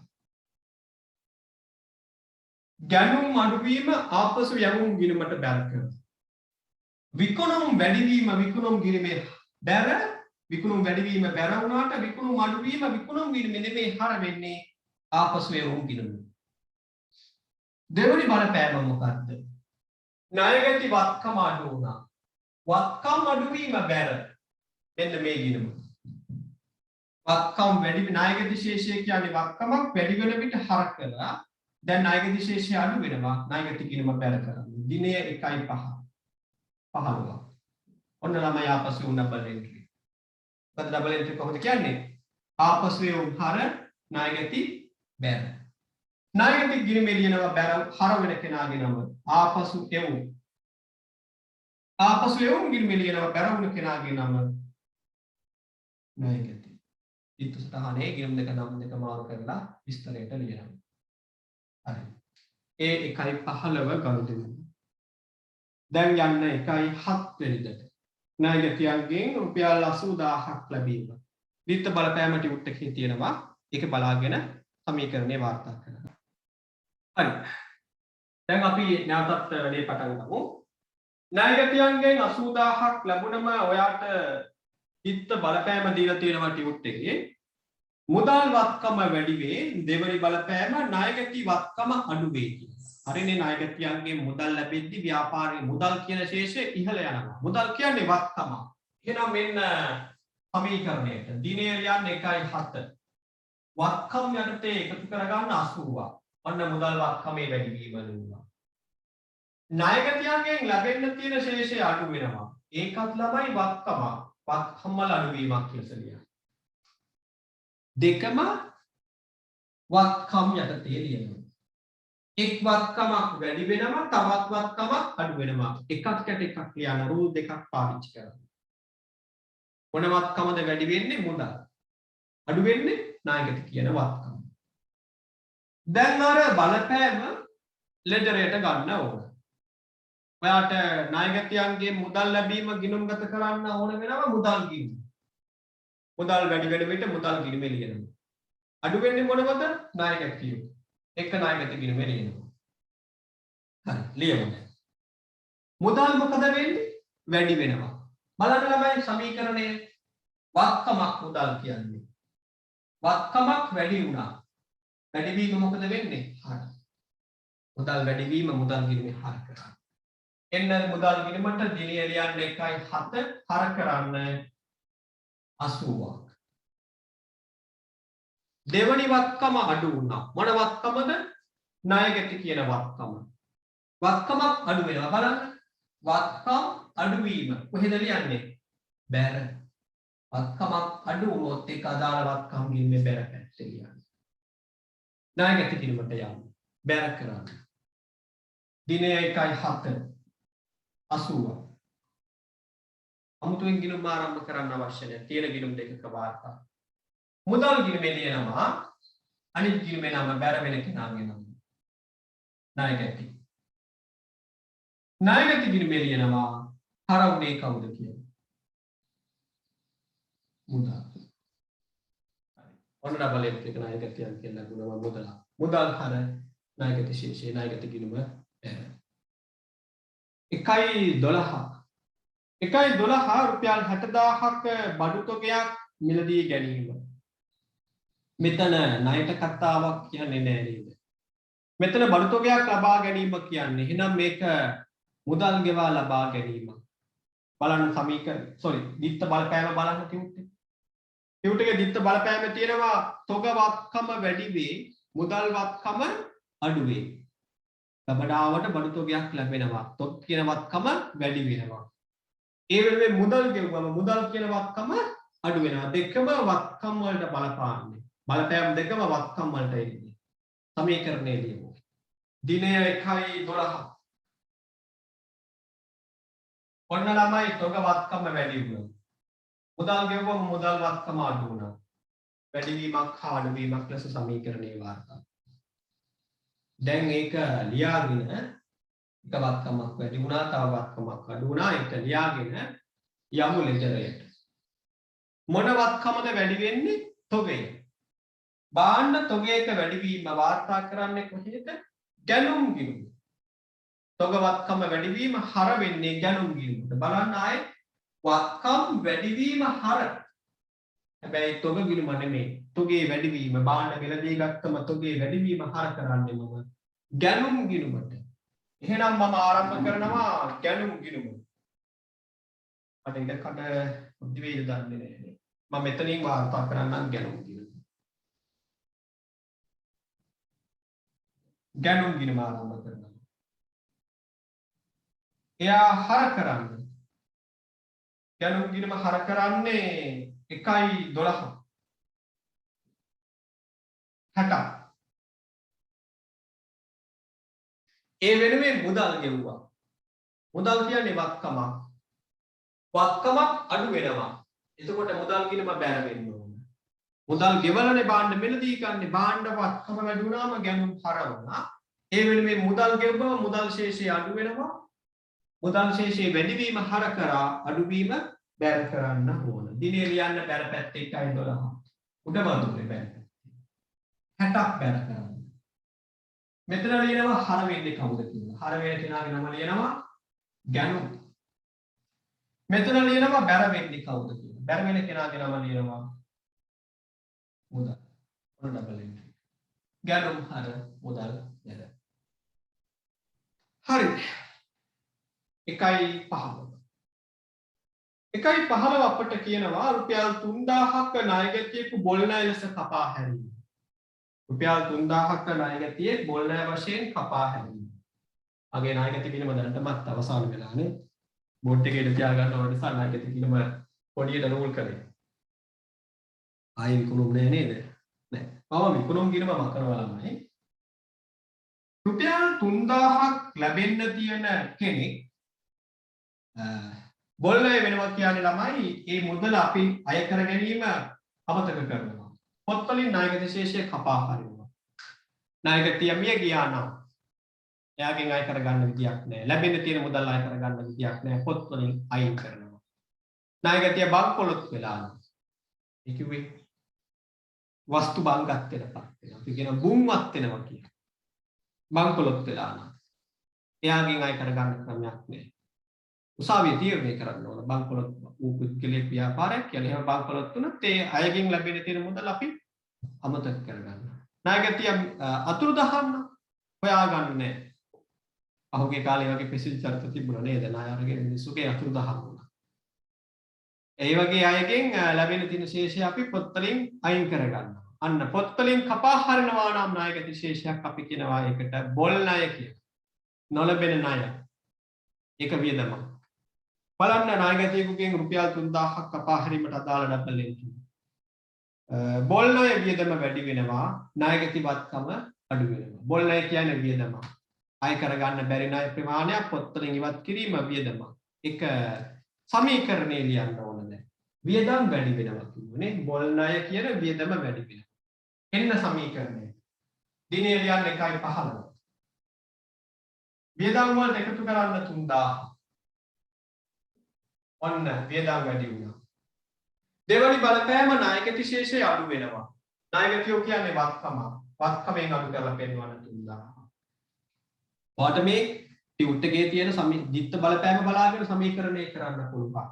වියදම් වැඩි වෙනවා කිව්වා. ඔයා වියදම් වලට එකතු කළා 3000. ණයගැති වත්කම අඩු වේ. එතකොට වත්කම වලින් 3000 අඩු කරනවා. දිත්ත බලපෑම බලාගෙන සමීකරණේ වාර්තා කරනවා. දැන් අපි දිත්ත සටහන ගොඩනගමු. දැන් ඔයා දැන්ටම දිත්ත සටහන වාගේ පොතේ අදාගෙන නැති වගුව ඇතුලේ ලියාගෙන නැති මේකම වගුවෙත් බලන්න උත්තරේ හරිද කියලා. පළවෙනි බලපෑම වියදම් වැඩි වුණා. බලන්න ඒක කොහොමද ලෙජරේ ලියන්නේ. වියදම් වැඩි වීම ලෙජර් ගිණුමේ කොහෙද? හර කරනවා. වියදම් වැඩි වීම ලෙජර් ගිණුමේ හර. මොන වියදම් ගිණුමද? බොල් ණය ගිණුම. මම ආරම්භ කරන්න ඕන ලෙජරේ දැන් බොල් ණය ගිණුම. බොල් ණය ගිණුම ආරම්භ කරනවා. ඒක වියදම් ගිණුම. වැඩි වීම හර. හර කරන්න දිනය 1.15. 1.15 හර වෙනවා 3000. ඔන්න වියදම් වැඩි වීම ගිණුම් ගත කළා. දෙවනි බලපෑම මොකක්ද? ණයගැති වත්කම අඩු වෙන්නේ. ණයගැතියා කියන වත්කම් අඩු වෙනවා. එතකොට මොකක්ද කරන්නේ? වත්කම් අඩු වීම බැර. බලන්න වත්කම් අඩු වීම බැර. එක ගිණුමක් කරන අනිත් ගිණුම අනිවාර්යෙන් බැර. ඒක තමයි අපි කියන්නේ දික්ත රූප සංකල්පය කියලා නේද? එහෙනම් මොන ගිණුමද බැර වෙන්න ඕනේ? ණය ගැති ගිණුම. ණය ගැතිවත්කමනේ අඩු වෙන්නේ. ඒ නිසා ණය ගැති ගිණුම බැර කරනවා. දිනය ලියන්න බැර වෙන 1.15 3000ක් බැර කරනවා. ඔන්න බොල් ණය කපා හැරීම. බොල් ණය ගිණුම හර වෙනවා. ණය ගැති ගිණුම බැර වෙනවා. මෙතන මොකද්ද විස්තරයට ලියන්නේ? ණය ගැති ගිණුම බැර වෙන විට කවුද හර වුනේ කියලා මෙතන ලියනවා. බොල් ණය. බොල් ණය ගිණුම මොකක්ද ලියන්නේ? බොල් ණය ගිණුම හර වුණා. එතන ලියනවා බැර වෙන කෙනා ණය ගැති. මම දිත්ත සටහන අපි සම්පූර්ණ කරා. හරි. ඊළඟට යනවා 1.20 ගනුදෙනුව බලන්න. 1.20 තිබෙනවා ප්‍රචාරණ වියදම රුපියල් 70000. ඒ කියන්නේ ආයතනය ප්‍රසිද්ධ කරගන්න අලෙවි වැඩි කරගන්න මුදල් වැය කරනවා ප්‍රචාරණය සඳහා. ප්‍රචාරණ කටයුතු වෙනුවෙන් මුදල් වැය කළා 70000. බලන් දිත්ත බලපෑම. ප්‍රචාරණය නැමැති වියදම වැඩි වී දෙවනි බලපෑම මුදල්වත්කම අඩු වේ. ලියන සමීකරණය. දිත්ත බලපෑම බලාගෙන සමීකරණය තොරතුරු වාර්තා කරන්න. දිනය ලියන්න 1.20. 1.20. වියදම් වලට එකතු කරන්න 70ක්. ඒකේ දෙවනි බලපෑම මුදල්වත්කම අඩු වේ. මුදලින් අඩු කරන්න 70ක් ඒක වත්කම් තීරණය. ඔන්න නෙමෙයි. වියදම් වැඩි වුණා වත්කම් අඩු වුණා. කලින් වගේමයි. කලින් බොල් ණය ඒකෙදිත් වේදන් වැඩි වුණා වත්කම් අඩු වුණා. ප්‍රචාරණයේදිත් වේදන් වැඩි වුණා වත්කම් අඩු වුණා. හැබැයි විනත් වත්කමක් මේ වතාවේ අඩු වෙන්නේ. බොල් ණය කපා හැරි මුදලින් නෙමෙයි ණය ගැතියන්. ප්‍රචාරණය අඩු වෙන්නේ මුදල් වත්කම. ප්‍රචාරණය කියන්නේ වේදමක් එහා මුදල් වත්කම අඩු වෙනවා. දැන් ඒකට දිත්ව සටහන ගොඩනගා ගන්න ඕනේ. වියදමක් නැවතත් වැඩි වුණානේ. මේ වැඩි වුණේ වියදම්. බලන්න. වියදම් වැඩි වුණොත් අර වත්කම අඩු වුණා. වත්කම් අඩු වීම බැර. වියදම් වැඩි වුණා ඒක වියදම් ගිණුමේ හර. මුදල් අඩු වුණා ඒක මුදල් වත්කම් ගිණුමේ බැර. ඔන්න මුදල් ගිණුම තිබෙනවා ප්‍රචාරණ ගිණුම නැහැ.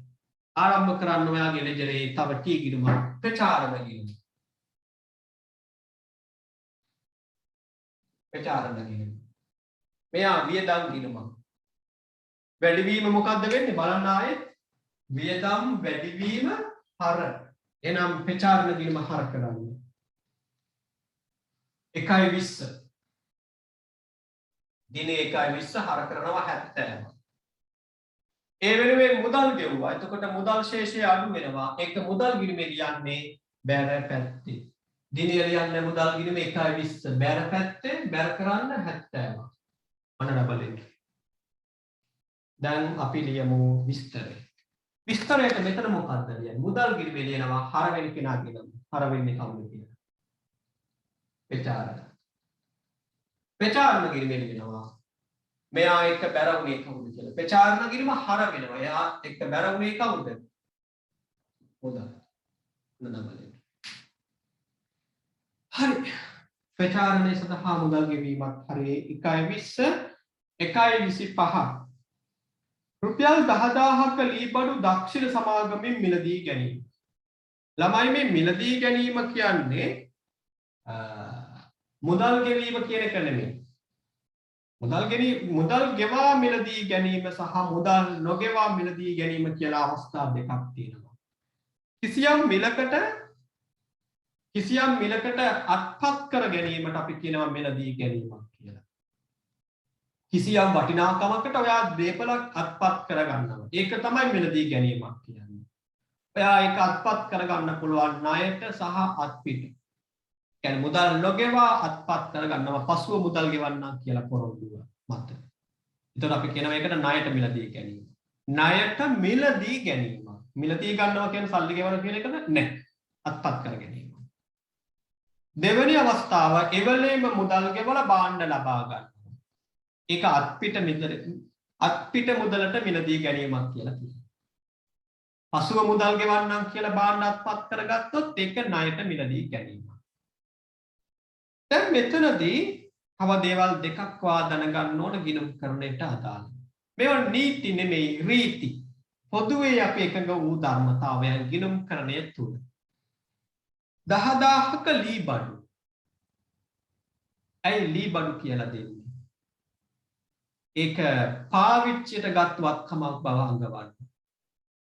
ලී බඩු ගත්තම ඒක ගැනුම් ගිණුමට හර කරන්නේ නැහැ. ගැනුම් ගිණුමේ මොනවද හර කරන්නේ?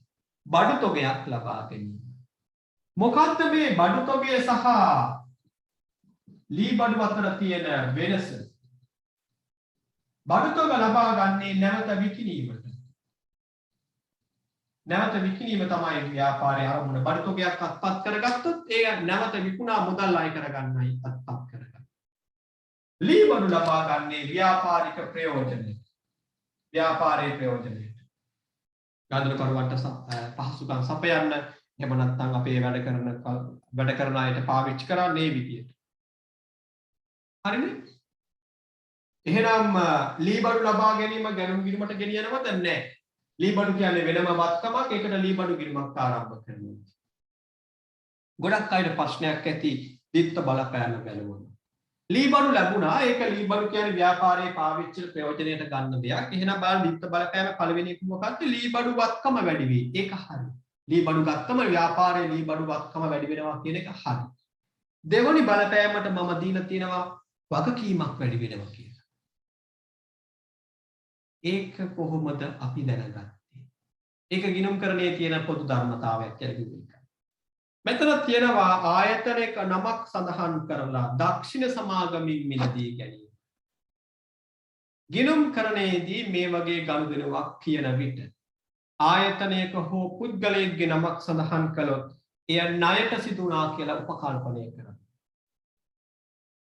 ආයතනයක හෝ පුද්ගලයෙක්ගේ නමක් සඳහන් කරලා ගනුදෙනුවක් වාට කියයි නම් එය ණයට සිදු වූ බව උපකල්පනය කරනවා. සපුමල් මහතාගෙන් භාණ්ඩ මිලදී ගැනීම.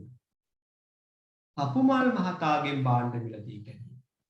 පුද්ගලයෙක්ගේ නමක් සඳහන් කරලා භාණ්ඩ ලබා ගත්ත කිව්වොත් එය ණයට ගැනීමක්. 10000ක ලී බඩු දක්ෂිණ සමාගමෙන් මිලදී ගැනීම. ආයතනයක නමක් සඳහන් කරලා මිලදී ගැනීමක් කියනවා. එය ණයට සිදු වුණා. හරිනේ? එහෙනම් ඔන්න ඔයාට දැන් මේකේ ගැටලුවක් නැහැ. දැන් ඔයාට තියෙනවා මේක විස්තර කරන්න.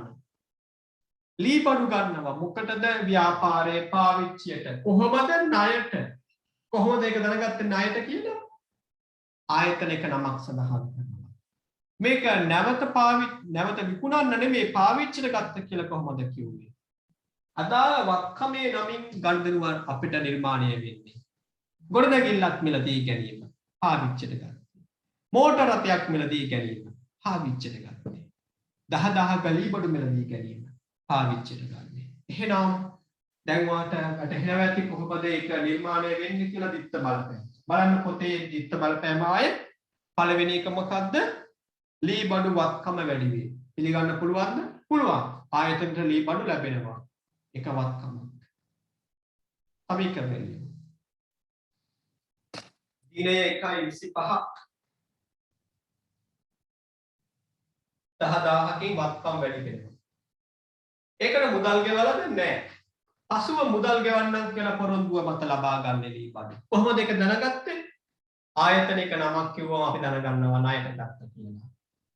ඔයා ව්‍යාපාරික ලී බඩු ගෙනාවා. හැබැයි ඒට අදාළ මුදල් තාම ගෙවීම කරේ නැහැ. මුදල් ගෙවුවේ නැහැ. එහෙනම් දැන් ඔයාගේ ආයතනය දක්ෂිණ සමාගමට ණය වෙලා ඉන්නේ. දක්ෂිණ සමාගමේ තිබුණු ලී බඩු ඔයාගේ ව්‍යාපාරයට ආවා. ඔයාගේ ව්‍යාපාරයෙන් දක්ෂිණ සමාගමට මුදල් ගෙවුවද නැහැ. එහෙනම් ඔයා දක්ෂිණට මුදල් ගෙවන්න ඕන. දක්ෂිණ කියන්නේ අපිට දැන් බැඳීමක්, වගකීමක්. එහෙනම් දෙවනි බලපෑම වගකීම් වැඩි වෙනවා. ඔන්න ළමයි ලී බඩු ණයට ගත්තම දිත්ත බලපෑම. වත්කම් වැඩි වෙනවා, වගකීම් වැඩි වෙනවා. වත්කම් වැඩි වෙනවා, වගකීම් වැඩි වෙනවා. දැන් ඒක ලෙජරේ ලියමු. ගිණුම් තියෙන පොතට අපි කියනවා ලෙජරේ. ලෙජරේ වාර්තා කරමු. ලී බඩු ලබා ගැනීම. ඔය ආරම්භ කරන්න ගිණුම් දෙකක්. එකක් ලී බඩු ගිණුම. අනිත් කෙනා ණය හිමි ගිණුම කියලා නම් කරන්න අවශ්‍ය නැහැ. අදාළ ආයතනයේ නමින් ආරම්භ කරන්න. දක්ෂිණ සමාගම් ගිණුම. ඔන්න ලෙජරේ ආරම්භ කරන ගිණුම් දෙක. ලීබඩු ගිණුම සහ දක්ෂිණ සමාගම් ගිණුම. ඔයාගේ ව්‍යාපාරයේ සතුව තිබෙන දේපලක් ලීබඩු කියන්නේ. වත්කමක් වැඩි වෙනවා. බලන්න සමීකරණය. වත්කම් වැඩිවීම හර. වත්කම් වැඩිවීම හර. එහෙනම් මෙන්න වත්කම් ගිණුම හර කරන්න. දිනය ලියන්න 1.25. හර කරන්න 10000. දෙවනි බලපෑම ලීබඩු ගෙනාවේ ණයට මුදල් ගෙවන්නම් කියලා පොරොන්දුව මත මෙයාට මුදල් ගෙවන්න ඕන. මෙයාට ගෙවන්න තියෙන ශේෂය වැඩි වෙනවා. මෙයාට ගෙවන්න තියෙන ශේෂය කියන්නේ වගකීම. වගකීම් වැඩි වුණා. වගකීම් වැඩි වීම ලෙජර් ගිණුමේ ලියන්නේ බැර පැත්තේ. ඒ අනුව දක්ෂිණ සමාගම් ගිණුම බැර කරනවා. දිනය 1.25 10000. මෙතන ලියනවා බැර උන කෙනාගේ නම. දක්ෂිණ සමාගම. මෙතන ලියනවා හර වෙන කෙනාගේ නම. ලීබඩු. ඔන්න ඩබල් එන්ට්‍රි. ලීබඩු හර දක්ෂිණ සමාගම එර. දැන් මෙතනට වෙන නමක් පාවිච්චි කරන්න බෑ. අහන්න එපා ණය හිමි ගිණුම කියලා ලියන්න බැරිද කියලා ලියන්න එපා. ණය හිමියන් කියලා අදහස් කරන්නේ භාණ්ඩ තොගයක් ණයට දෙන අය. ගැනුම් ගිණුමට හර වුණොත් ඒක ණයට ගත්තා නම් ණය හිමි ගිණුමට බැර කරන්න පුළුවන්. භාණ්ඩ තොගයක් දෙන අයට විතරක් අපි ණය හිමි ගිණුම ආරම්භ කරනවා. මේක ව්‍යාපාරයේ පාවිච්චිට ගන්න දේපලක්. එවැනි දේපලක් ණයට දුන්නොත් එයාගේ නමින් ගිණුමය ආරම්භ වෙනවා. දක්ෂිණ සමාගම කියන්නේ. මෙයා ණය හිමි වර්ගයක්. තමයි ණය හිමියන් ඉන්නවා වර්ග දෙකක්. වෙළඳ ණය හිමියන් සහ වෙළඳ නොවන ණය හිමියන්.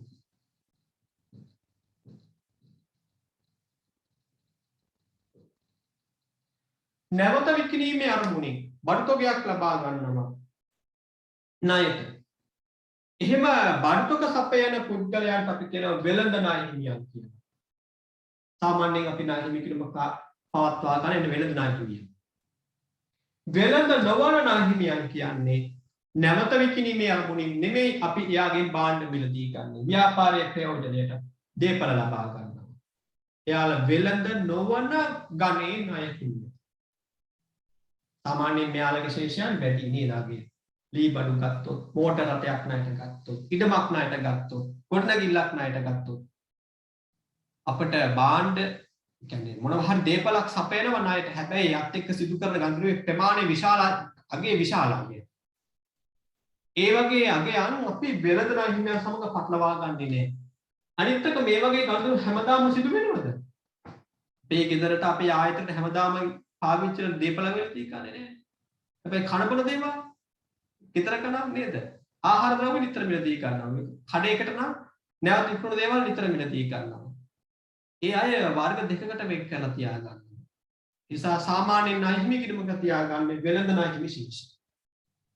දේපලක් ලබා ගත්තොත් අපි ඒකට කියන විස්තාවර වත්කම් කියලා. නැත්නම් තානමක් කියනවා දැන් අලුත් නම ජංගම නොවන වත්කම්. පාවිච්චි කරනවා මේ ලීබඩු අවුරුද්දකට වඩා වැඩි කාලයක්. වර්ෂයකට වඩා වැඩි කාලයක් පාවිච්චි කරන දේපල වලට අපි කියනවා ජංගම නොවන වත්කම්. ජංගම නොවන වත්කම් කියන්නේ.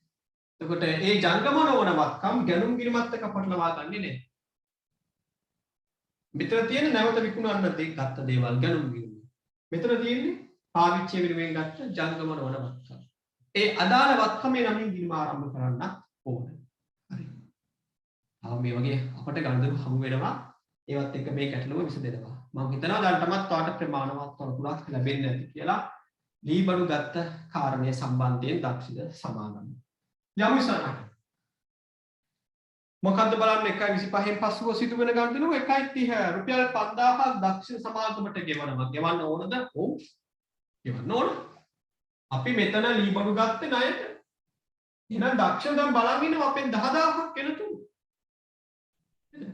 10000ක ලීබඩු ගත්තා නම් අපි දක්ෂිණ 10000ක් ගෙවන්න ඕන. ඔන්න 30 වෙනිදා 5000ක් ගෙවනවා. වගකීමෙන් නිදහස් වෙන්න. බලන්න දිත්ත බලපෑම. ටියුට් එකේ දිත්ත බලපෑම බලන්න. මොකක්ද තියෙන්නේ? වගකීම අඩු වෙයි, මුදල් වත්කම අඩු වෙයි. හරිනේ. 1.25 මොකද උනේ? වත්කම් වැඩි වුණා වගකීම් වැඩි වුණා. මුදල් ගෙවුවම වත්කම් අඩු වෙනවා වගකීම් අඩු වෙනවා.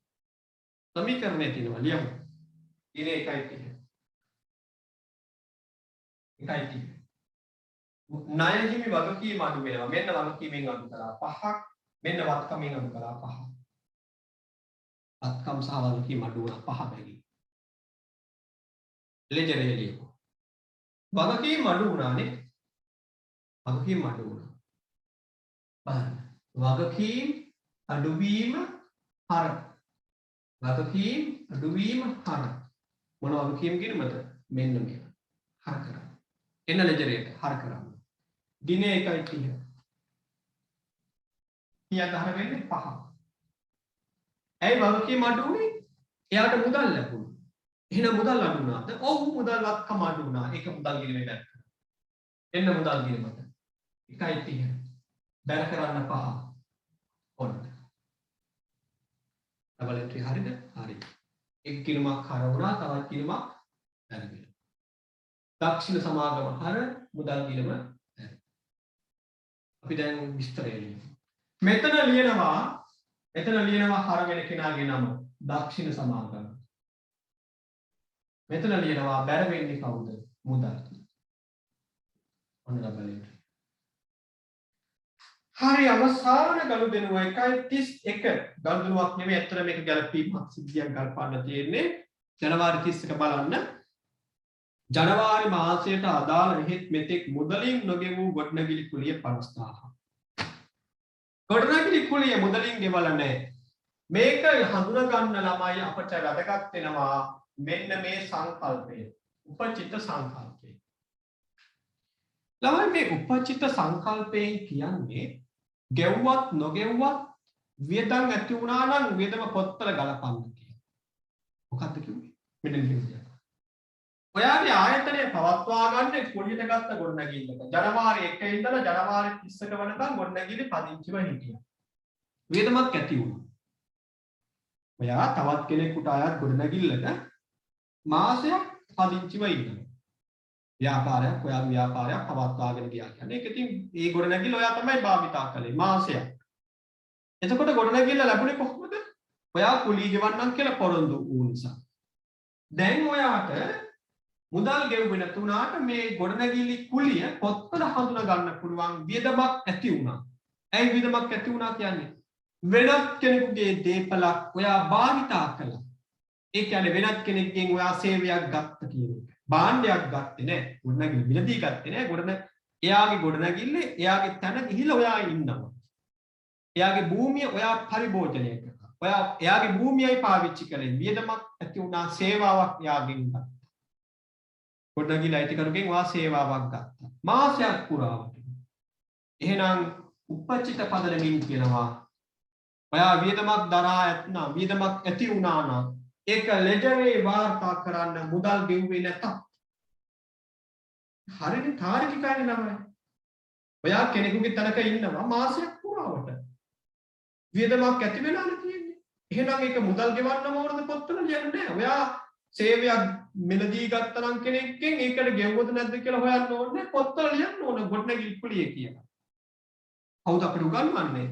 උපචිත සංකල්ප. එහෙනම් ළමයි පළවෙනි බලපෑම ලියමු සමීකරණය. 1.31 නේ 1.31 පළවෙනි බලපෑම. වියදම් 50කින් වැඩි වෙනවා. වියදම් 50කින් වැඩි වෙනවා. දෙවෙනි බලපෑම. ඔයා මුදල් ගෙවුවේ නැහැ. ගොඩනැගිල්ලක මාසයක් ඉන්නවා.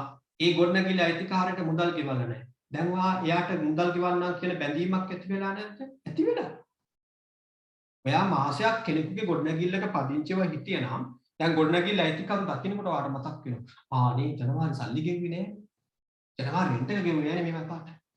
දැන් මම බැනුම් අහන්න වෙන්නේ. චකිතයක් ඇති වෙනවනේ. ඇයි එයා ඔයාට වගකීමක් වශයෙන් පේනවා. අයිතිකරු වාට බැඳීමක් වගකීමක්. මුදල් ගෙවනත් එහෙනම් දෙවනි බලපෑම වගකීමක් වැඩි වෙනවා 50කින්. මොන වගකීමද? මෙන්න මේක. උපචිත ගොඩනැගිලි කුලිය. ළමයි මෙතන උපචිතයි කියන්නේ ගෙවිය යුතු කියන එක. ගෙවිය යුතු කියලා. ගෙවිය යුතු ශේෂයකට අපි කියනවා උපචිත කියලා. උපචිත ගොඩනැගිලි කුලිය කියන්නේ ගෙවිය යුතු ගොඩනැගිලි කුලිය. ඒක මොකද්ද? වගකීම. දැන් කවුරුත් දික්ත බලපෑම හිතන්න. මාසයක් ගොඩනැගිල්ලේ පදිංචිව ඉන්නවා මුදල් ගෙව්වේ නැහැ 50000. ජනවාරි 30ක මොකද්ද බලපෑම? ගොඩනැගිලි කුලිය වියදම වැඩි වේ.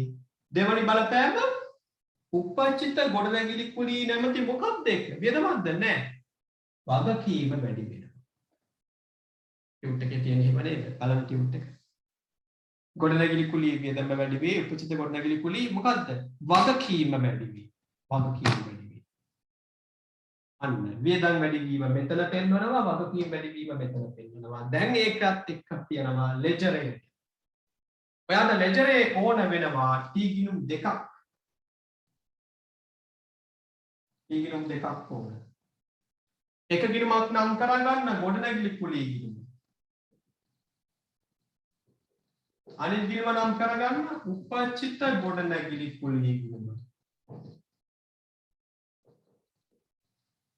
ගොඩනැගිලි කුලිය ගිණුමත් උපචිත ගොඩනැගිලි කුලිය ගිණුමත් නම් කරගන්න. ඩබල් එන්ට්‍රි පාස් කරන්න. වියදම් වැඩි වෙනවා. බලන්න ගොඩනැගිලි කුලිය ගිණුමට මොකද වෙන්න ඕනේ? බලන්න මේ සමීකරණය මේකට. සමීකරණය බලන්න. වියදම් වැඩි වුණා. වියදම් වැඩි වුණාම මේ වියදම් ගිණුම මොකද වෙන්න ඕනේ? හර. වියදම් වැඩි වීම හර. එහෙනම් මෙන්න වියදම් ගිණුම හර කරන්න. දිනය ජනවාරි 31. හර කරන්න 50. ඔන්න ඩබල් එන්ට්‍රි පළවෙනි සටහන. දෙක ඒ 50 ගෙවුවේ නැති නිසා අයිතිකරුවාට ගෙවන්න තියෙනවා කියලා බැඳීමක් ඇති වුණා. වගකීම වැඩිවීම බැර. උපචිත ගොඩනැගිලි කුලිය කියන්නේ වගකීම වැඩි වුණා බැර. මෙන්න ලෙජර් ගිණුම බැර කරන්න. ජනවාරි 31. 50. ආයි ඩබල් එන්ට්‍රි කියමු. ගොඩනැගිලි කුලිය හර උපචිත ගොඩනැගිලි කුලිය බැර. ඉස්තරේලිය. මෙතන මොකක්ද ලියන්නේ? ගොඩනැගිලි කුලිය කියම හර වුණා. එතන කියනවා බැර වුණේ කවුද කියලා. බැර වුණ කෙනාගේ නම ලියනවා. උපචිත ගොඩනැගිලි කුලිය. උපචිත ගොඩනැගිලි කුලිය. මෙයාගේ ලියන්නේ මොකක්ද? හර වෙන කෙනාගේ නම. හර වුණේ කවුද? ගොඩනැගිලි කුලිය. ඔන්න. හරි. මම විශ්වාස කරනවා සමීකරණයේ තොරතුරු වාර්තා කිරීමත් ලෙජරේ තොරතුරු වාර්තා කිරීමත් එකවර අපි කරගෙන ආවට පාට ගැටලුවක් උනේ නැහැ කියලා. කවුරු හරි කෙනෙක් ඉන්නවා නම් සමීකරණයේ සමග ලෙජරේ වාර්තා කිරීම පහසුතාවයකට පත් වුණා දෙක තෝරගන්න අමාරු වුණා. ඒ වගේ ගැටලුවක් තියෙනවා නම් මට chat box එකට විස්තරය දාලා තියන්න මොකක්ද තියෙන පහසුතාවය කියලා මම ඒකට ලබන සතියේ සොලියුෂන් එකක් දෙන්න. එහෙනම් අදට මෙතනින් පන්තිය මම නතර කරනවා. අපි දැන් මේ ගණනට අදාළව ශේෂ පිරික්සම හදන්න ඕනේ. යන්න එපා. මේ ගණනට අදාළව ශේෂ පිරික්සම හදන්න ඕන. දැන් ගිණුම් තුලනය කිරීමක් කරනවා. අද එක කියලා දෙන්නේ නැහැ කිව්වනේ. ඒක ලබන සතියේ කියලා දෙන්නේ. හැබැයි මේ ගණන ශේෂ පිරික්සම හදන්න 1 2 3 4 5 6 ගිණුම් දෙකක් නැතුවනේ. 7 8 9 10 11 12 රූල් 15ක් ඉඳ තියාගන්න. ඒ කියන්නේ රූල් 15ක මෙන්න මේ ආකෘතිය හදා ගන්න. කලින් වගේ ශේෂ පිරික්සම ආකෘතිය දුන්නේ. දැන් මේ අවසාන ලෙජර් ගිණුම උපචිත ගොඩනැගිලි කුලිය. එතන යටින් රූල් 15ක ප්‍රමාණයක ශේෂ පිරික්සමක් හදා ගන්න. මෙන්න මෙහෙම. ශේෂ පිරික්සම.